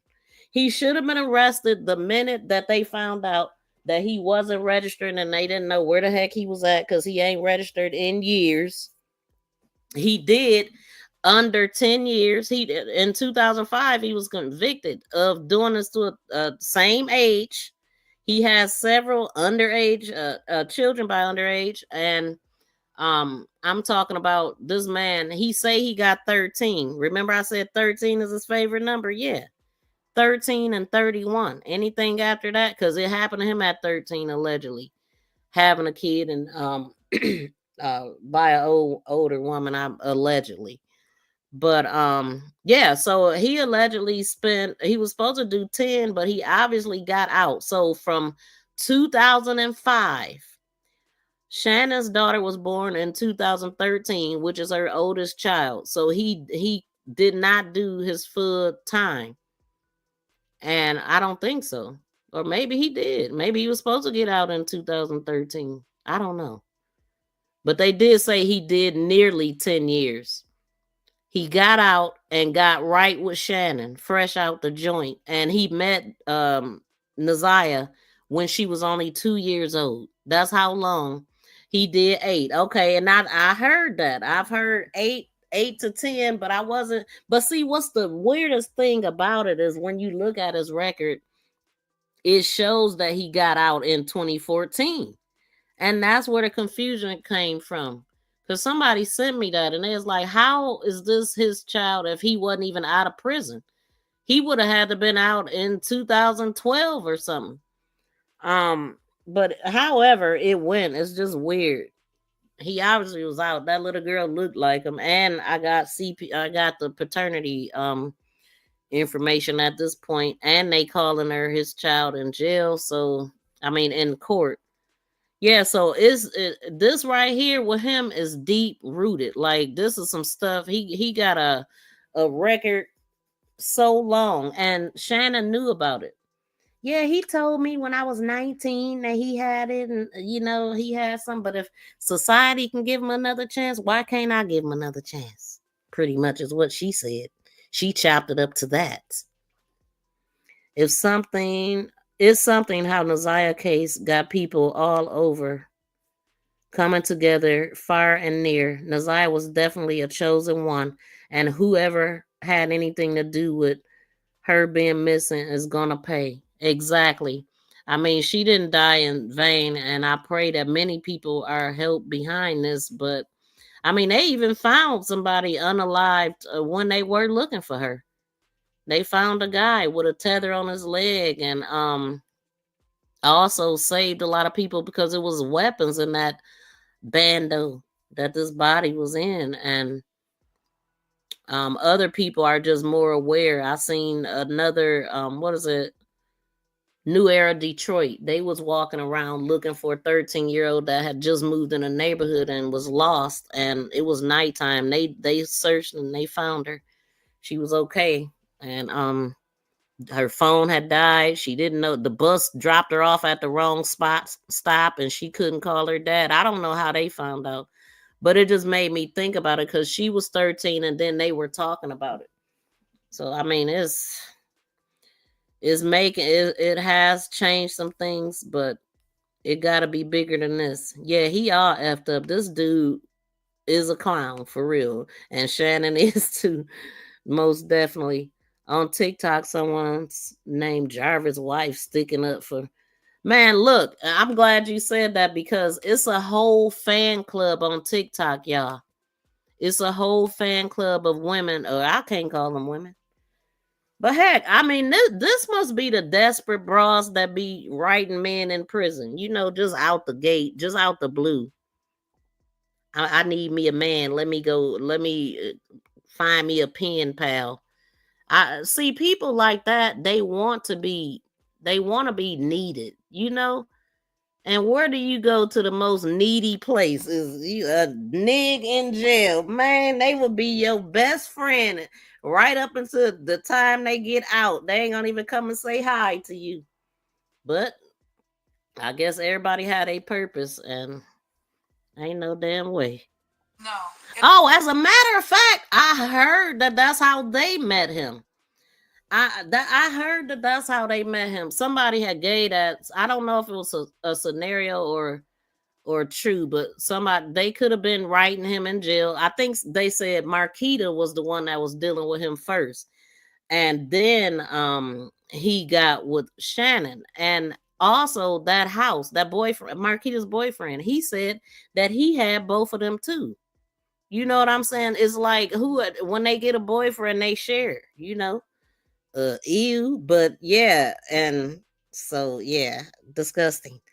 Lord, glad I don't have TikTok because I've been these women out sharing men. Yes, yeah, and they also said the mom had them first, because if you think about it, Shannon is what 31 or maybe 31, and Jarvis 31 or 41 or 42.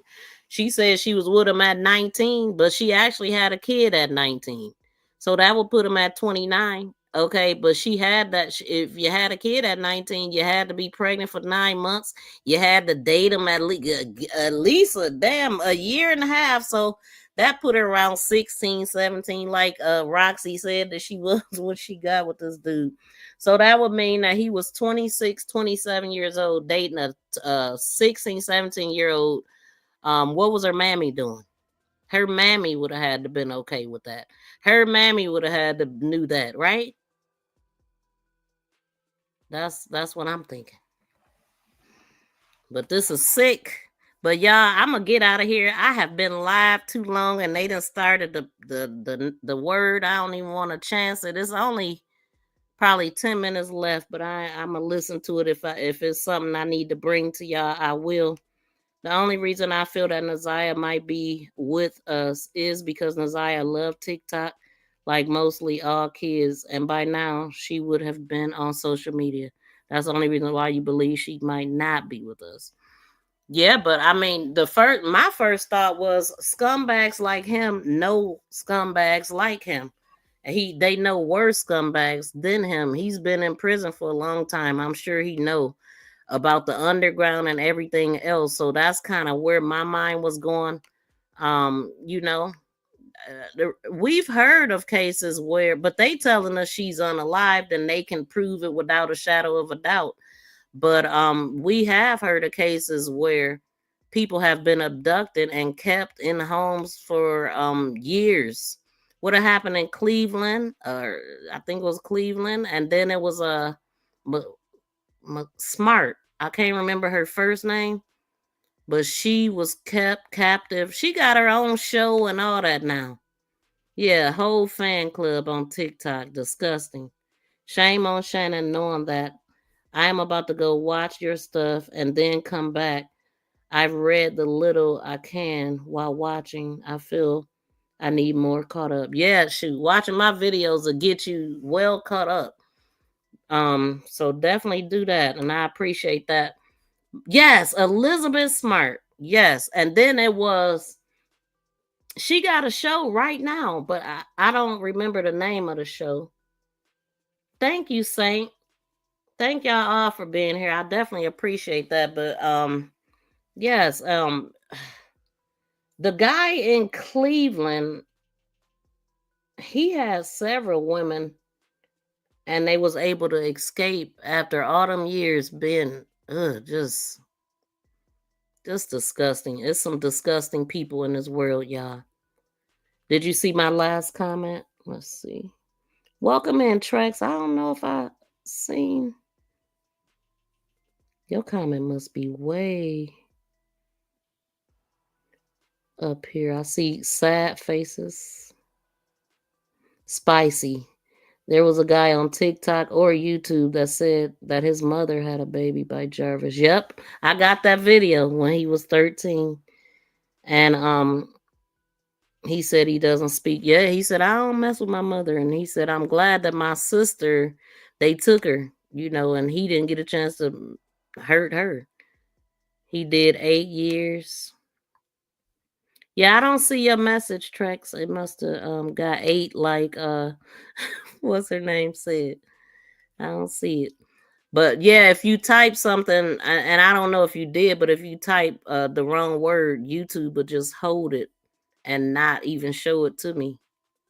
So I see this comment, but I don't see nothing else besides like some sad faces.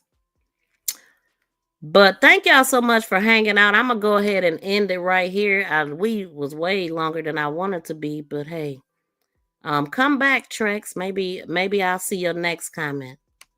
But yeah, thank y'all so much for tuning in. We're gonna get up out of here, and please check out my videos, check out my shorts, because you will get good information quick, especially with the shorts and videos, because they're not as long as live streams. It's a lot of hidden information in long live streams.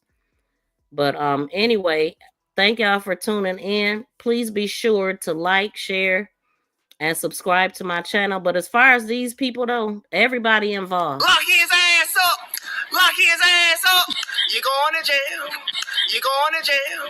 Lock his ass up.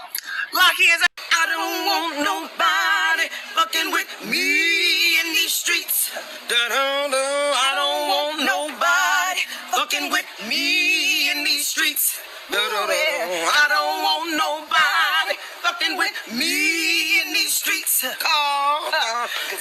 nobody got time for that. Ain't nobody got time for that. Ain't nobody got time for that shit. I stand on business. You got me somewhere, I stand on business. You got me in your hood, I stand on business. I've been stand on business. I stand on nanny boo boo. Again, thank y'all so much for tuning in. Shout out to everybody. BFF dancing. He did not like that baby, not at all. Or she didn't. Nope, she couldn't have. She couldn't have. But please be sure to like, share, and subscribe to my channel. Make this go viral.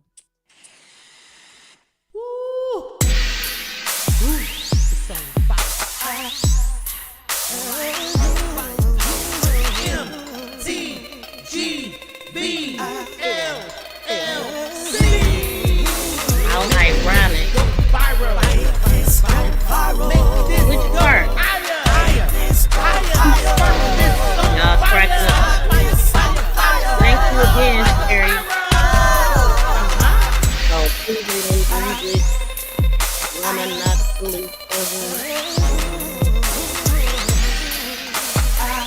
What are you talking about, sir? Your beliefs are your beliefs. We don't push other beliefs on other folks.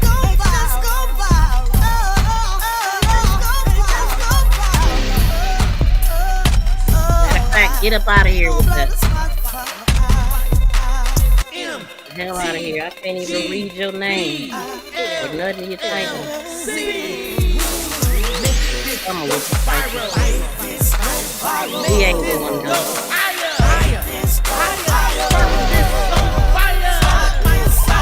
What the hell is wrong with people? What in the fuckity fuck kind of shit is this? Wow. Peace and love, y'all. We out.